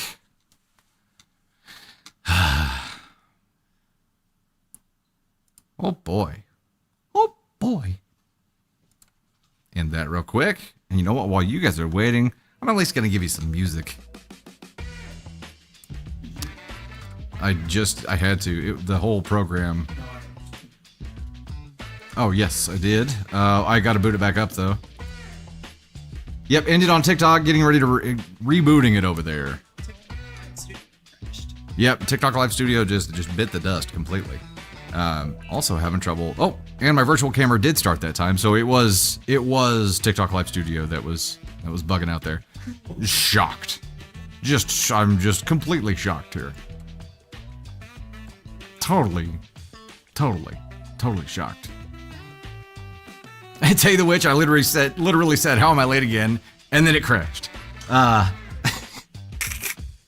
It showed that it was already ended for what it was worth. Okay. Yeah, I tried to resume it like 4 times and it was like, nah, I'm not gonna do that. All right, come on, virtual cam, let's rock and roll here. Go live, let's do it. I am gonna get rid of Tickfinity. Closing that out if it will let me click on some things here. Boop, boop, boop. Just in case that might have been an issue there as well. All right. Let's do this. We're getting back in action. Getting back in action. Here we go. All right. We're back. We're back. So sorry, guys. Yep, I don't know. TikTok Live Studio crashed completely. That was the culprit. We have crashed it, closed it, and rebooted it. Miriam, yes, too much fart talk on TikTok. It pooped out. 100%.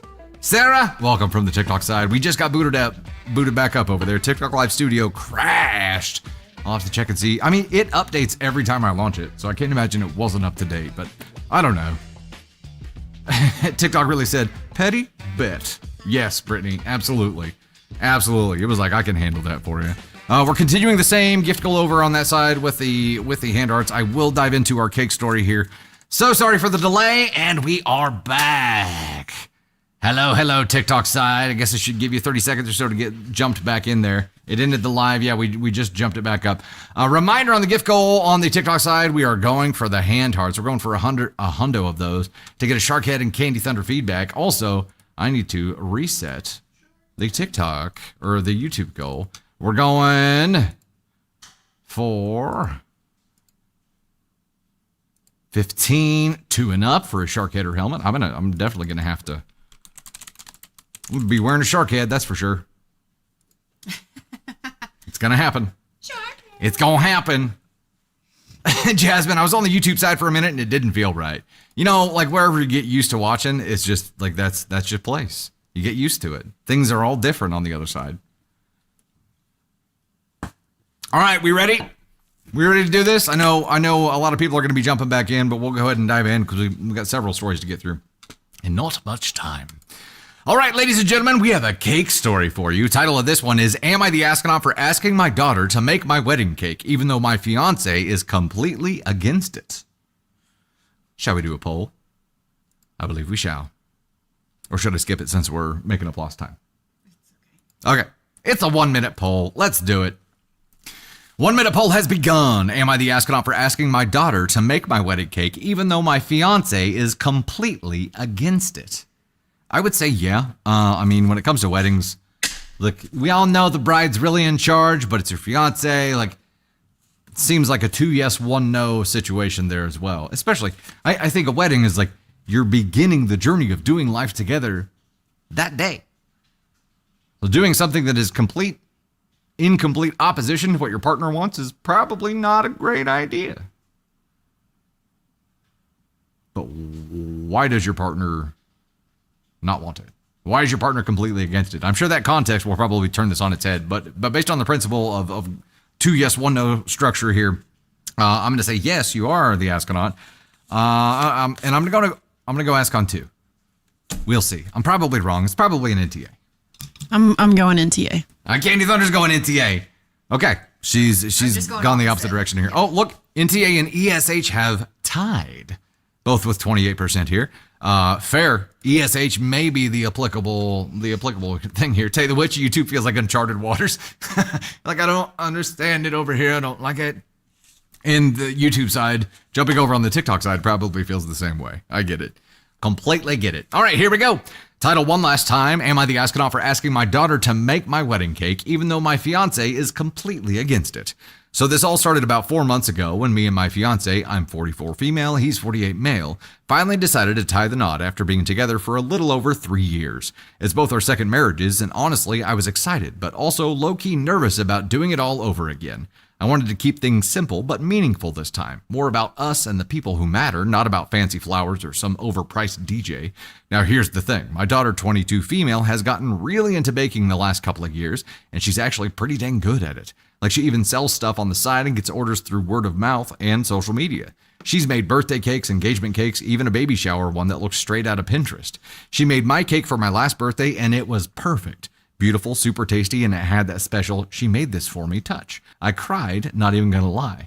I don't know why I picture OP like sitting there eating cake, crying. You know what I mean? So when we started planning the wedding, I thought it'd be really sweet to ask her to make the cake. Like, what could be more special? It's not just about saving money, though, yeah, wedding cakes are crazy expensive, but about having something made by someone I love and who knows me. I thought it'd be kind of symbolic too, you know, like blending the families and her being a part of the day in a real way. Well, it turns out my fiance doesn't like that. I'm sorry. Well, it turns out my fiance doesn't see it like that. When I brought it up, he straight up said no. Not even a maybe or let's talk, just a hard no. Said he already found a bakery that does elegant cakes and that we should go with professionals. This is our wedding and he wants everything to look high-end and not handmade. His words, not mine. Okay. And this is the context that probably turns it to an NTA thing, right?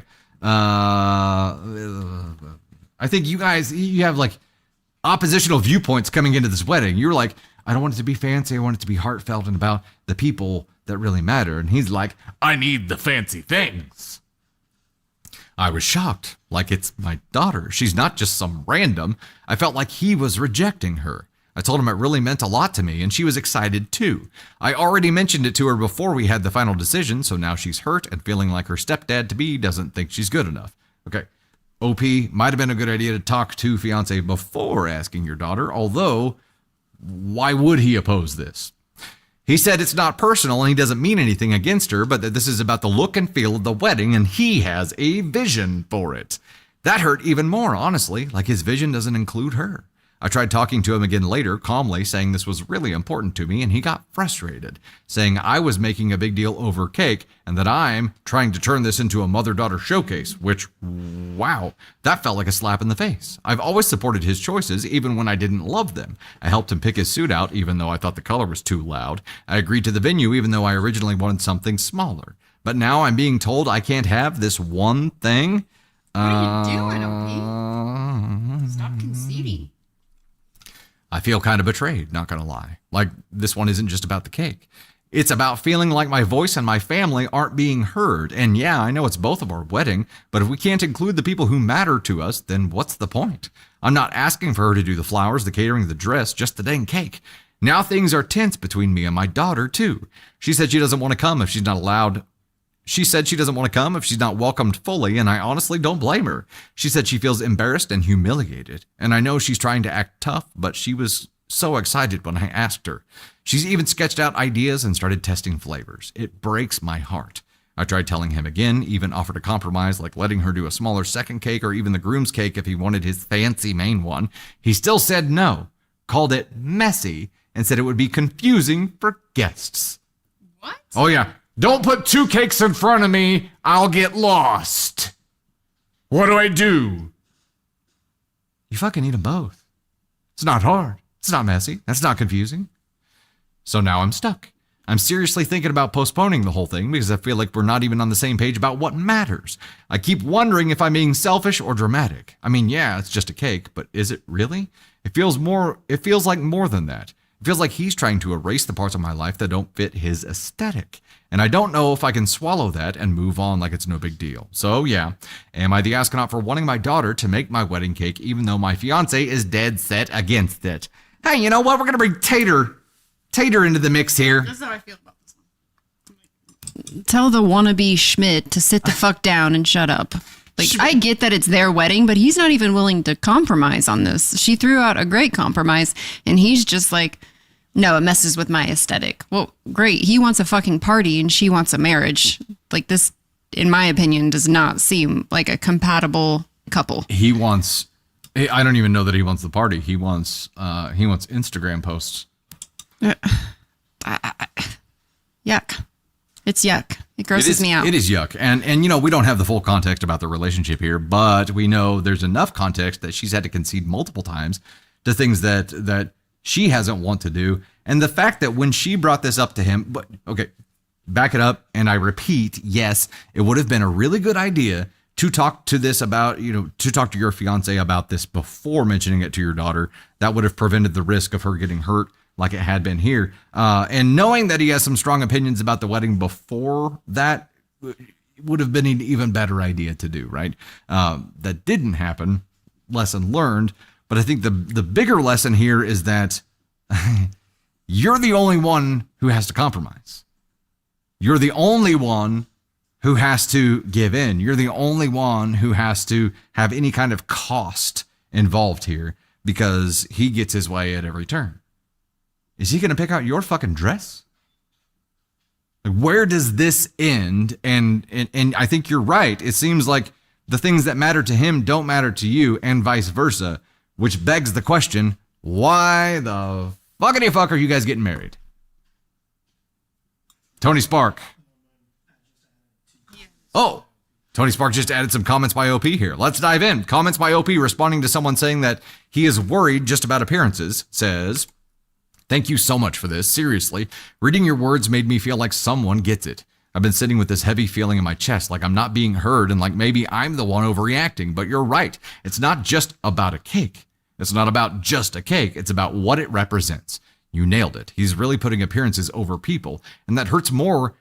And it hurts more than I've been letting myself admit, especially when it's not just my daughter's feelings on the line, but mine too. I hadn't even fully looked at it that way until you broke it down, that I've compromised on so many things already just to keep the peace and support his choices. But the one thing I ask for that honestly means a lot to me, he shuts down completely with no hesitation, by the way. No room for compromise at all, not even a groom's cake like you suggested. I'm going to take your advice and actually sit down with him and list it all out. Everything he's gotten his way on and what I've let go of for the sake of our day. And I'll be clear, this isn't about controlling anything. It's about having both of us reflected in this wedding. He says we're a team, and I want to believe that. But teams compromise, not bulldoze. Thank you again for validating this. It means more than you know. I'll update soon. Another comment here, but before we get into that, like, yeah, he says you're a team. What he means by team is like he's in charge of you. You do what he says. It's like Jerry Jones saying. It's Jerry Jones. Yeah, Jerry Jones. Yeah, we're a team. Yeah, we're a team. Yeah, totally. We're a team. Responding to someone who says, why is she still marrying him? She says, honestly, I'm really torn right now. Part of me wants to believe he can come around and we can work this out, but this whole situation has definitely put a strain on things. Not just with my daughter, but between me and him too. It's made me question if we really are on the same page about what matters in a marriage. I don't want to throw away something I've waited a long time for, but I also can't ignore how hurt this has made me feel. I'm hoping we can talk it through and find some middle ground, but right now it's hard to see how. Thanks for asking. I'll keep you posted. Poor OP. Holy shit. Why? I don't know. I genuinely feel bad for OP. Like, this is I would not move forward with this wedding, because what's next? How you decorate your house? Yeah. What the clothes that you wear don't represent his aesthetic, so you can't wear those clothes. I mean, she said it was a second marriage for both of them, right? Second wedding. Yeah.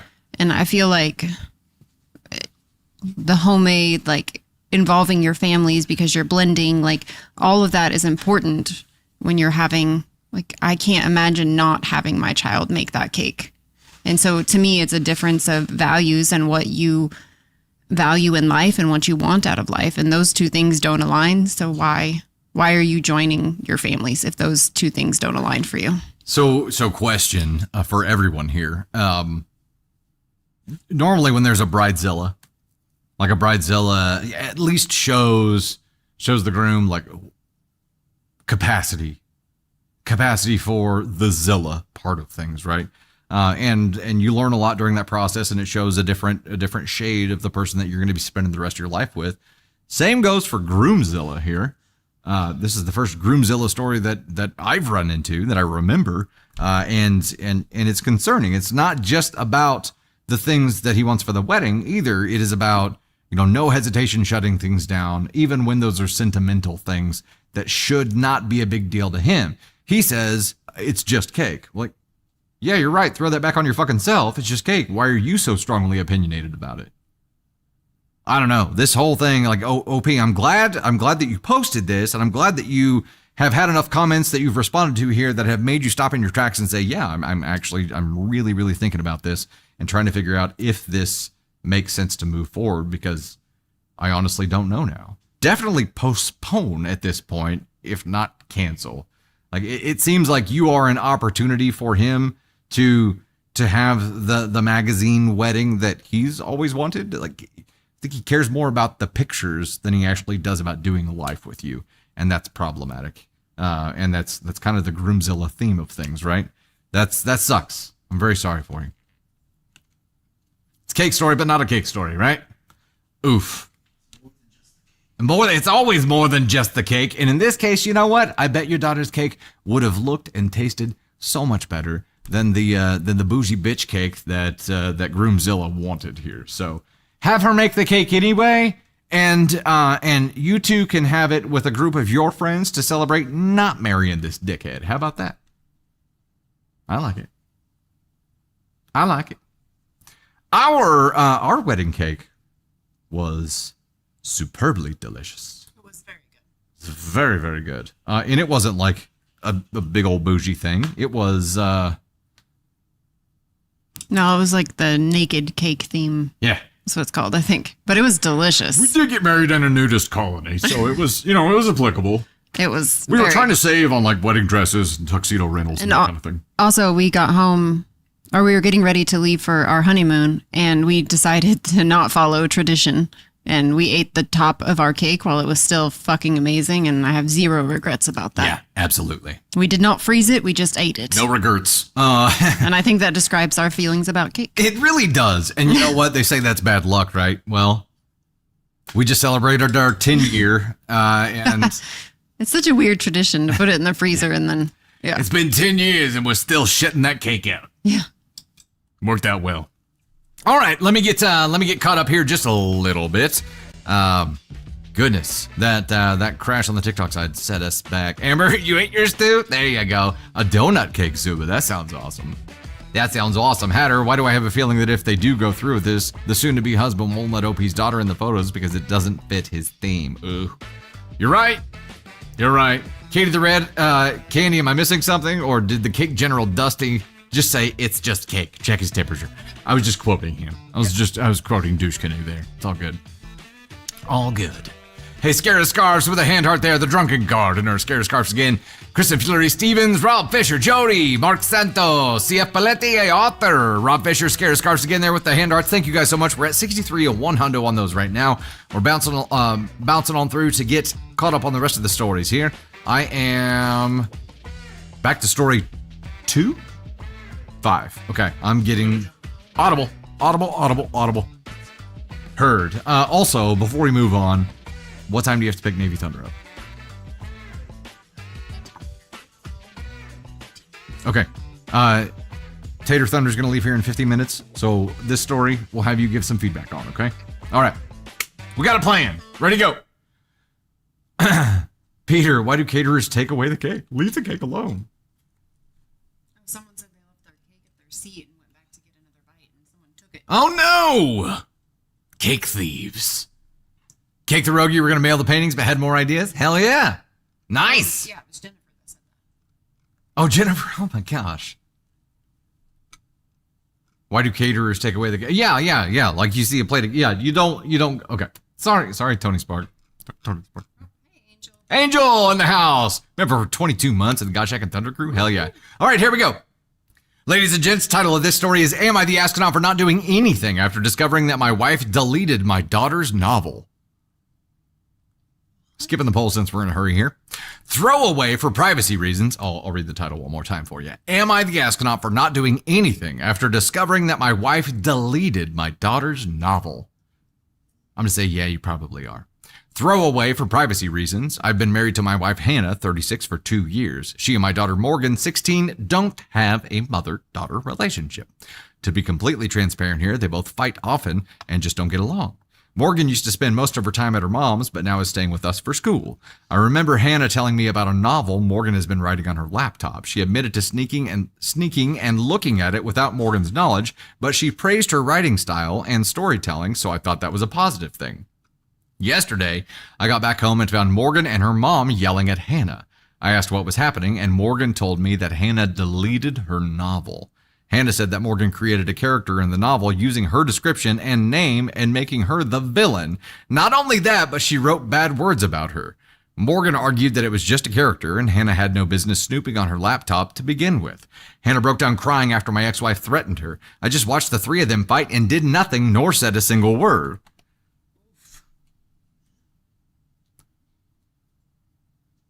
I stepped out for a minute to get fresh air, and moments later, Hannah unloaded on me about how I should have defended her in the argument instead of acting so cowardly. Morgan and her mom also said that I should have done something when Hannah decided to snoop, then delete Morgan's month's worth of work. It just became too much with the three of them berating me and yelling in my face. Morgan went home with her mom, and she was crying and refused to speak to me, and Hannah checked into a hotel, also refusing to speak to me. The texts from both sides kept coming in, both telling me I should have done something and should have taken their side in the argument. I just had to stay out of this one. I was on my feet the entire week working. Both mental and physical health are down the drain, and I'm tired of fighting them all the time and them blaming me for my actions or lack thereof. Both are expecting me to get involved and do something to fix this, but I haven't done anything yet. Am I the astronaut for not getting involved? Gotta say, yeah. Tater Rooney, what do you think? Angel says, good God, she needs an IT person to try to restore it. That's right. Yeah, I immediately be going to try to restore it. I hope stepmom. Yeah. I hope stepmom wasn't super tech savvy and didn't like fully get rid of it. But one, why are you snooping like on her laptop and reading a novel? And two, why are you snooping and reading a novel? Like, why? And also the fact that you feel like this character represents you, feels like she might have some guilt over how she's been treating her stepdaughter.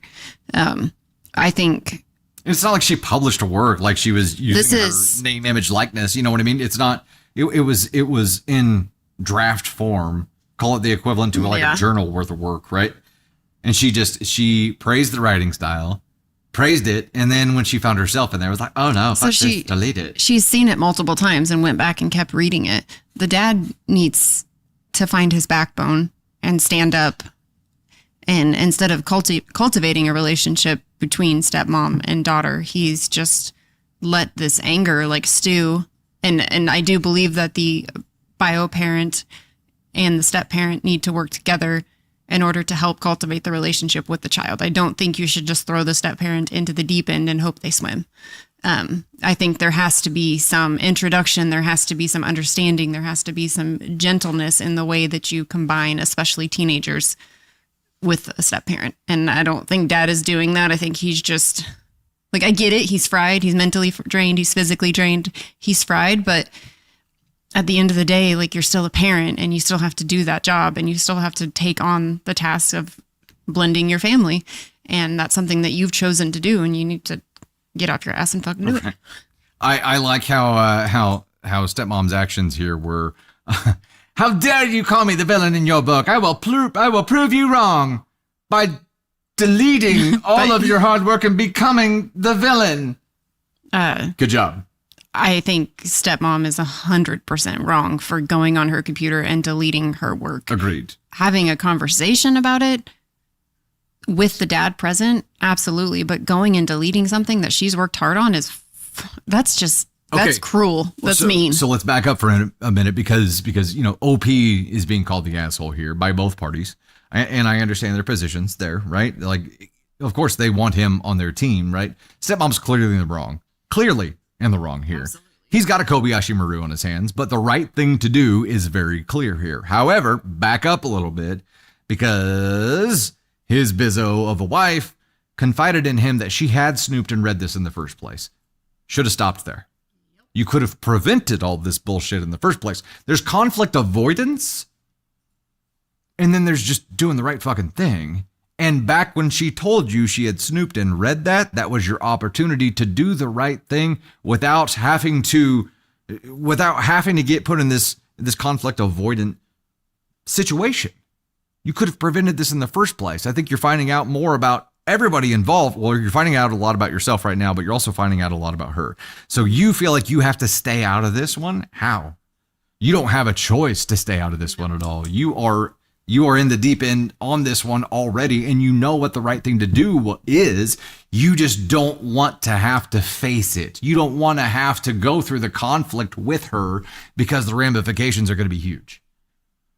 There is no winning here. There is going to be pain. There is going to be loss. It is either doing the right thing or not. That's it. But for conflict avoidant people, this situation would be hell when you've got both parties screaming at you that you should do something and take their side when they're head to head. But look, like, the reason that this is happening is because you didn't step in sooner. You allowed this collision to happen. Bingo. Like 100%.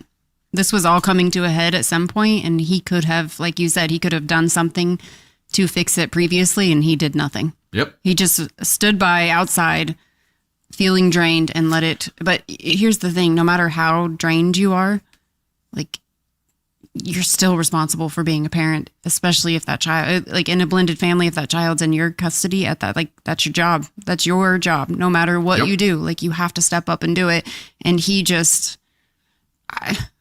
completely laid down and was like, I'm not choosing sides. I'm not doing any of this. You have to choose a side. And the right side would have been to choose your daughter. Right. In that moment, the stepmom was clearly in the wrong, and he should have been on his daughter's side, but instead he went outside. Like, dude, you had an opportunity to step up. You could have diffused the situation, talked to them separately, and handled it, but instead you just walked the fuck away. And that's going to come back hard to bite him in the ass. Agreed. And Angel, I agree there. Not picking a side is taking a side. It definitely is. And also, Elizabeth, I agree with this. Way to write yourself in as the ultimate villain brozo. He did. Like, yes, she's a villain here, but he became the ultimate villain brozo here by doing nothing and allowing this collision to happen. And also, there's a difference between being conflict avoidant and being a fucking coward. Coward. Cowards end up alone. You know what the right thing to do here is. You know that protecting your daughter is the right thing to do. You just don't want to have to deal with your bizzo of a wife because you know she's going to make your life hell when you confront her on this. Tell me, would you rather want that short-term pain that will go away eventually, or would you rather completely lose your relationship with your daughter? That pain will last forever. Choose your pain. That's it. Choose your pain. This is the daughter's origin story, Elise? Absolutely. Also, I think it's her origin story, but it's also the fuel that makes her like a best-selling author. You know what I mean?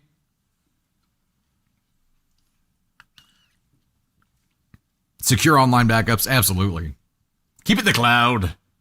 Keep it in the cloud. Mean Maxine, stepmom deleted like a few months worth of work for the daughter's novel that she was working on because she found herself written in as the villain. So she's decided to prove them wrong by being a villain. Good job. Good job. All right, Tony Spark, where would you like to divert me now, sir? 3. Okay, I'm going to the next story here. We'll bounce quickly so we can keep going and get more stories in. We're at 89 to 1 hundo on the hand hearts right now. I think I've got to do another shirt change. Once we get... Wait. Oh, yeah. We unlocked Caden Thunder. Are you still there, buddy? All right. Let me bring Caden Thunder up real quick while I'm getting the next shirt change rocking and rolling. We'll let him chat with you for a minute. And then we'll start the marathon of reading faster than I've ever read before. We got this. Ladies and gentlemen, here he is. The one and only Caden Thunder. I keep forgetting I got to get my preset set here. Here, let's go ahead and do it right now. We can get this set up. Tell me if this is about right. Step on up. This looks right. Looks right about right? Looks right about right to Okay. me. I'm going to get it set then. Boom. Got it. Fixed it. Hey. Tell them about your fly hunting. Well, apparently I didn't get the fly. I thought I got the fly. I caught a fly with my bare hand. But apparently there was 2 flies, or it just gave birth really quickly and I was too slow to grab it. So now there's another fly. So we're yeah. My hair is short now. I guess it was long. It was longer for a while. Yeah. Ready for the new season of Love Island? Yeah, I'm excited to see who the cast is. I feel like I thought they were supposed to post the cast yesterday, but they never did. So what's going on with that? It's Caden Thunder. Yes, it's me. How's everybody doing? They better post the new Love Island. I think the new season's supposed to start on like the 3rd of January, which is like next week. So they better show us the cast pretty soon. Dusty stunt double. Yep, that's me. I'm Dusty Thunder. Time to read some stories. Oh my gosh, it's so bright. The light of my soul is so blinding. Watching anything good? I'm always watching something good. You know me. Destination X is not one of those things, but I don't know what that is, but I could watch it if you tell me what it is. My June? What did I say? Did I say July? I don't know. I'm just saying things and the words are coming out. January. Wow. Yeah. I guess I said January. Completely sober. June 3rd. The other J. There's a lot of J months, right? I don't know. My brain's on autopilot all the time. Yeah, I've been watching The Handmaid's Tale. Yeah. I've been watching The Studio with Seth Rogen. It's really, really funny. You should watch it. I see you with sunglasses on here on screen, but clearly you don't have them on, and I'm very confused. I don't know what you're talking about. I never wore sunglasses. I'm so confused. I never... A review channel? I would love to start a channel or like start posting on TikTok, but I don't know what to post about. I could help you with that. Yeah, but I don't know. I don't have the finesse to do like AITA stories and stuff like that. Do Like, your reviews, man. my reviews on what though? What would I review? Review shows you're watching, review movies. January did feel like it was 3 weeks ago. I said that Love Island was coming out January 3rd, and I meant June 3rd. Oh. But you know, January, June, what's the real difference? Time is fake. I'm leaving. Angel, there's a lot of J months. I feel it in my soul. I love it. Caden Thunder, ladies and gentlemen. With an abbreviated appearance here. Love you, Tate Rooney. I'll see you in a little bit. Yes, absolutely. I got to watch Navy Thunder's first cheer practice. Hope it goes well.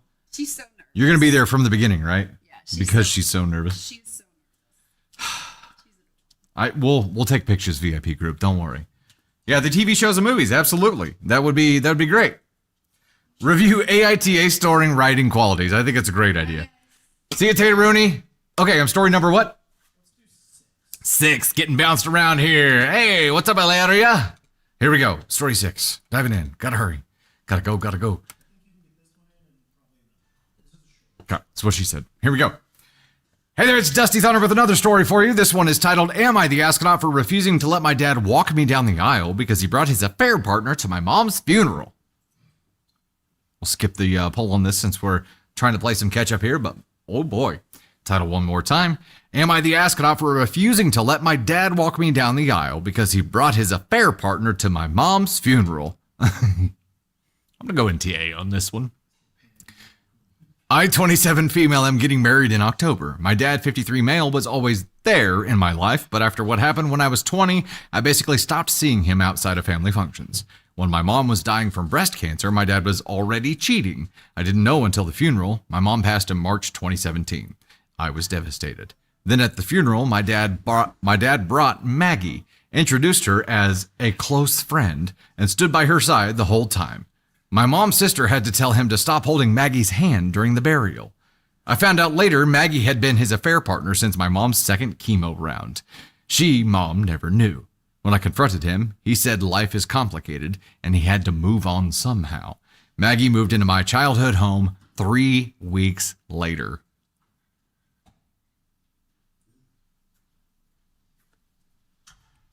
Wow. Now that I'm getting married, my dad assumed he'd walk me down the aisle. I told him no. I said I'd be walking alone or with my mom's brother. He got quiet and then told me I was punishing him for falling in love. I said I was punishing him for being a coward and a cheater. He's since gotten the whole family involved, and even Maggie reached out to tell me I'm being spiteful and ruining a chance to heal. Well, there you go, Dad. Have AP reach out because her words will mean a lot to OP. My mom was the kindest woman in the world and she deserved better. My fiance supports my choice 100%, but I'm getting pressured by some relatives saying it's been 7 years and I should let it go. Am I the astronaut? You know what I'd say to all of these fuckers who are reaching out to you telling you to let it go? I'd say, you know what you can let go of? The fucking wedding invitation. Get fucked, you spineless dicks. No. They don't get a vote. I'm sorry, they didn't go through what you went through. Look, I understand that terminal illness and sickness in general are one of the biggest impacts on relationships ending, right?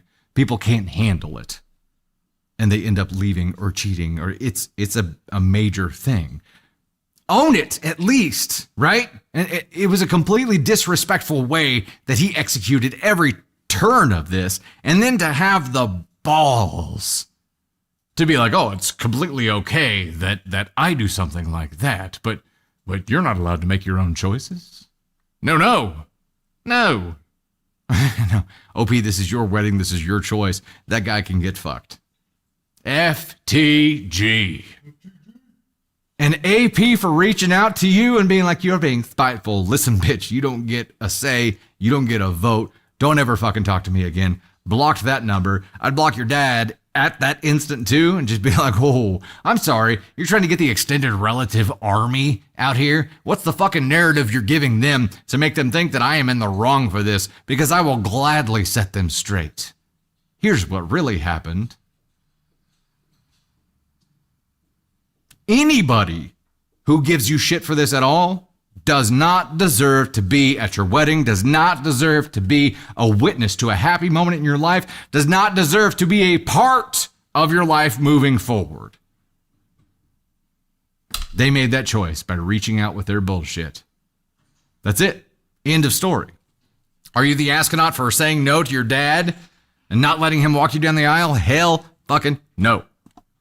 Make it official here. NTA. Dad? AP?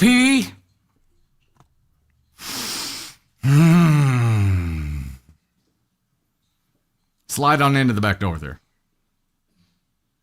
Oh, no, it was back hole. Not back. Well, it's just getting worse now. You get the black hole. Dad, AP, and all of you extended family member dicks who are reaching out now, you get ASCOM 1.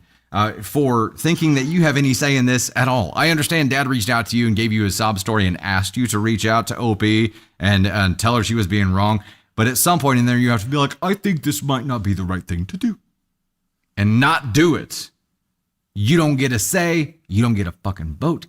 It's not your fucking wedding. Let it go. Let go of the wedding invite. Blah. Yeah, Sierra. This I don't know why this one pissed me off so bad, but it really pissed me off. But Brittany says they spat on her grave metaphorically and expected respect, the audacity. Exactly.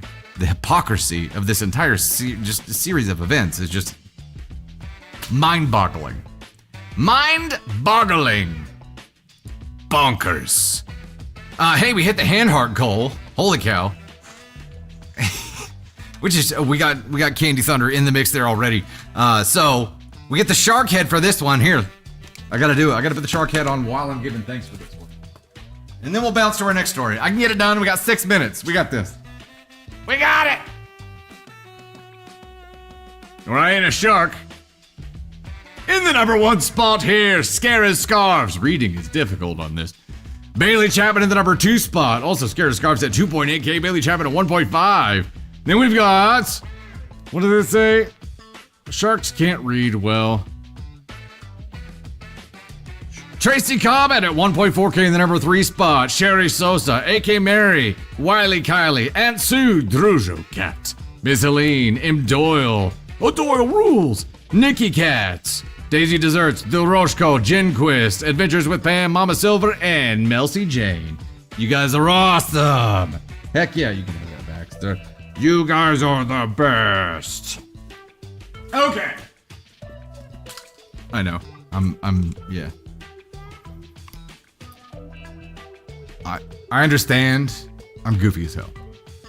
I understand it perfectly. I understand that I embarrass my children all the time. And I'm semi-sorry for that. Okay. The next one we're going to set up is for the astronaut helmet. Oh, a helmet now. Lovely. Let me get that set up real quick and we'll jump into the last story. I got it. I got it. We got this. Which one am I bouncing to next, sir? I believe number 7. Okay. Semi-sorry, Charlie. Yeah, I'm semi-sorry. I'm a goofy goober, yeah. You're a goofy goober, yeah. We're all goofy goobers, yeah. Goofy, yeah. Cause it's the best day ever. I won't go full SpongeBob, don't worry. Don't worry. I won't do it. Taylor, thank you. Thank you. All right. You said 7, sir? Okay, here we go.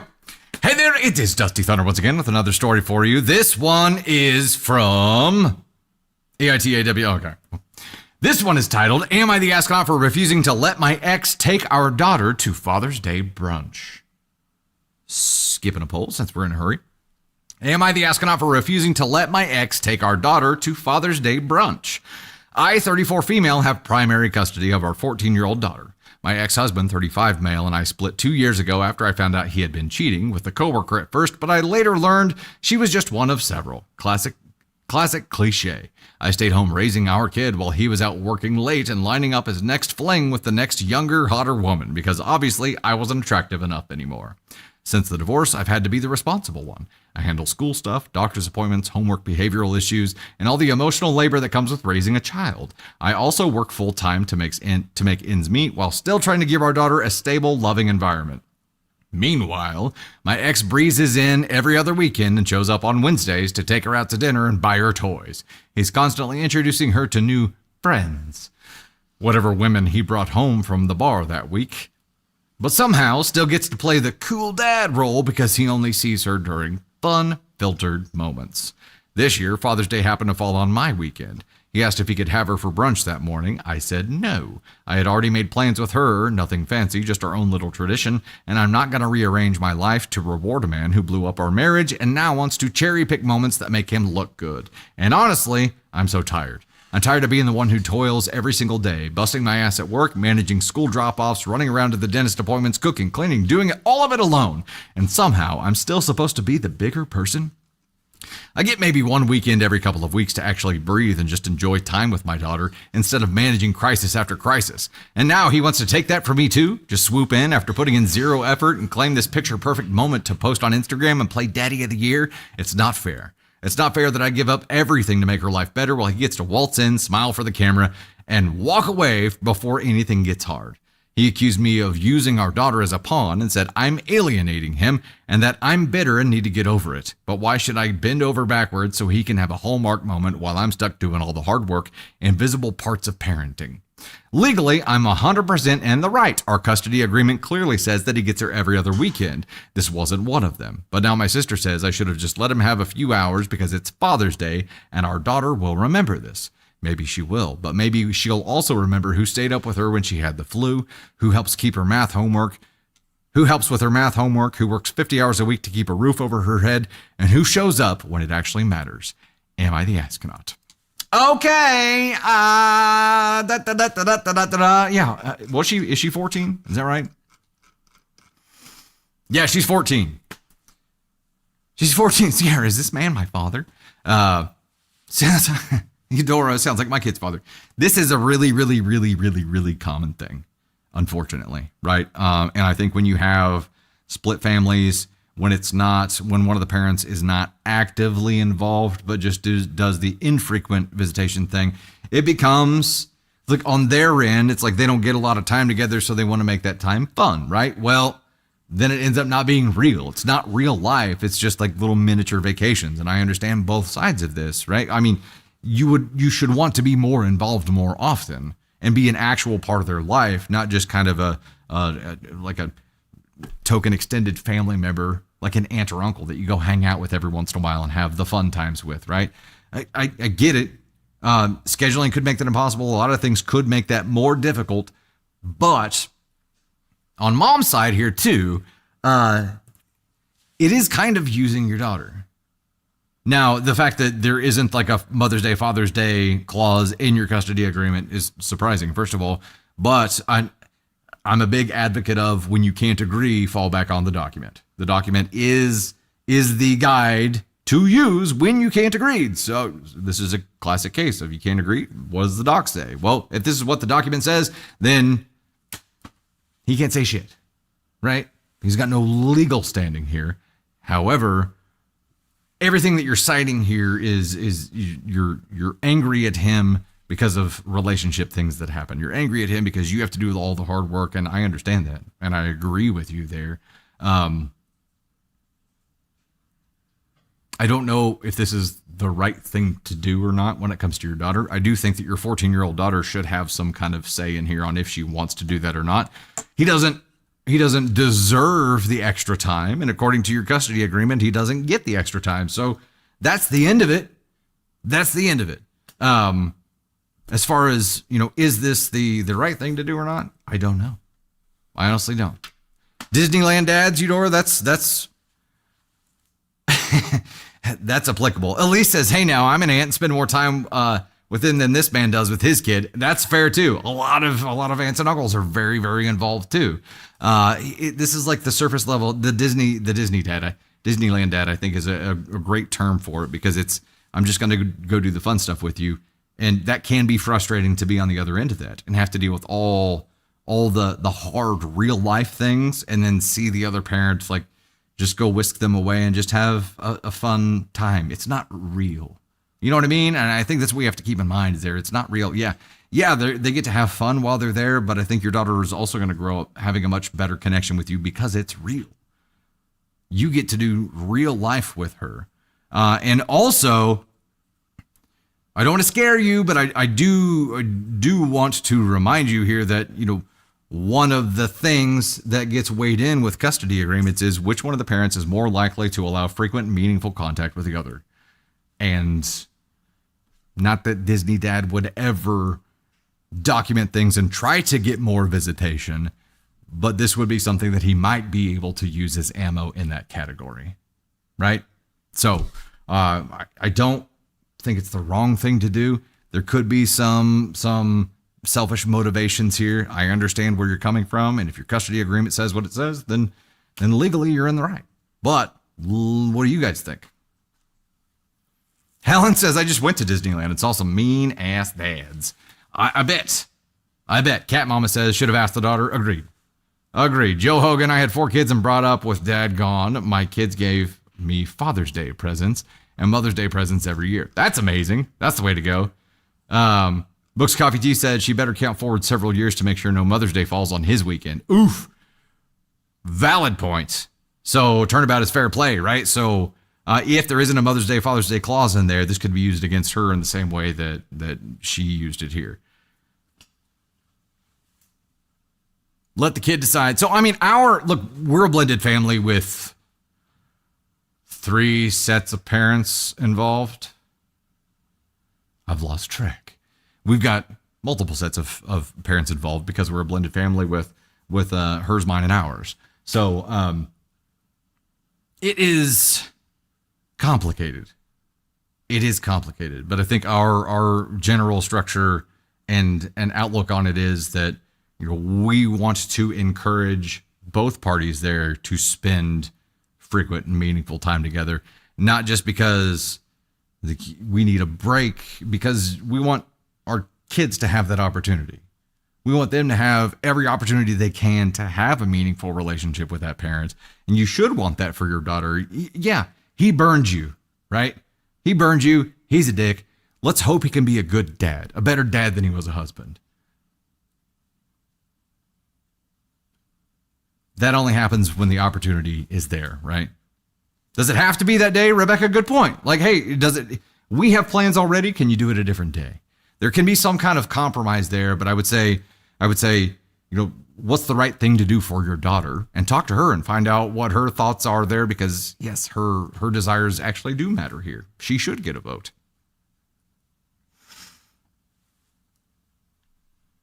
Maria says, my ex went weeks without seeing my kids, then popped up on Father's Day begging for a few hours.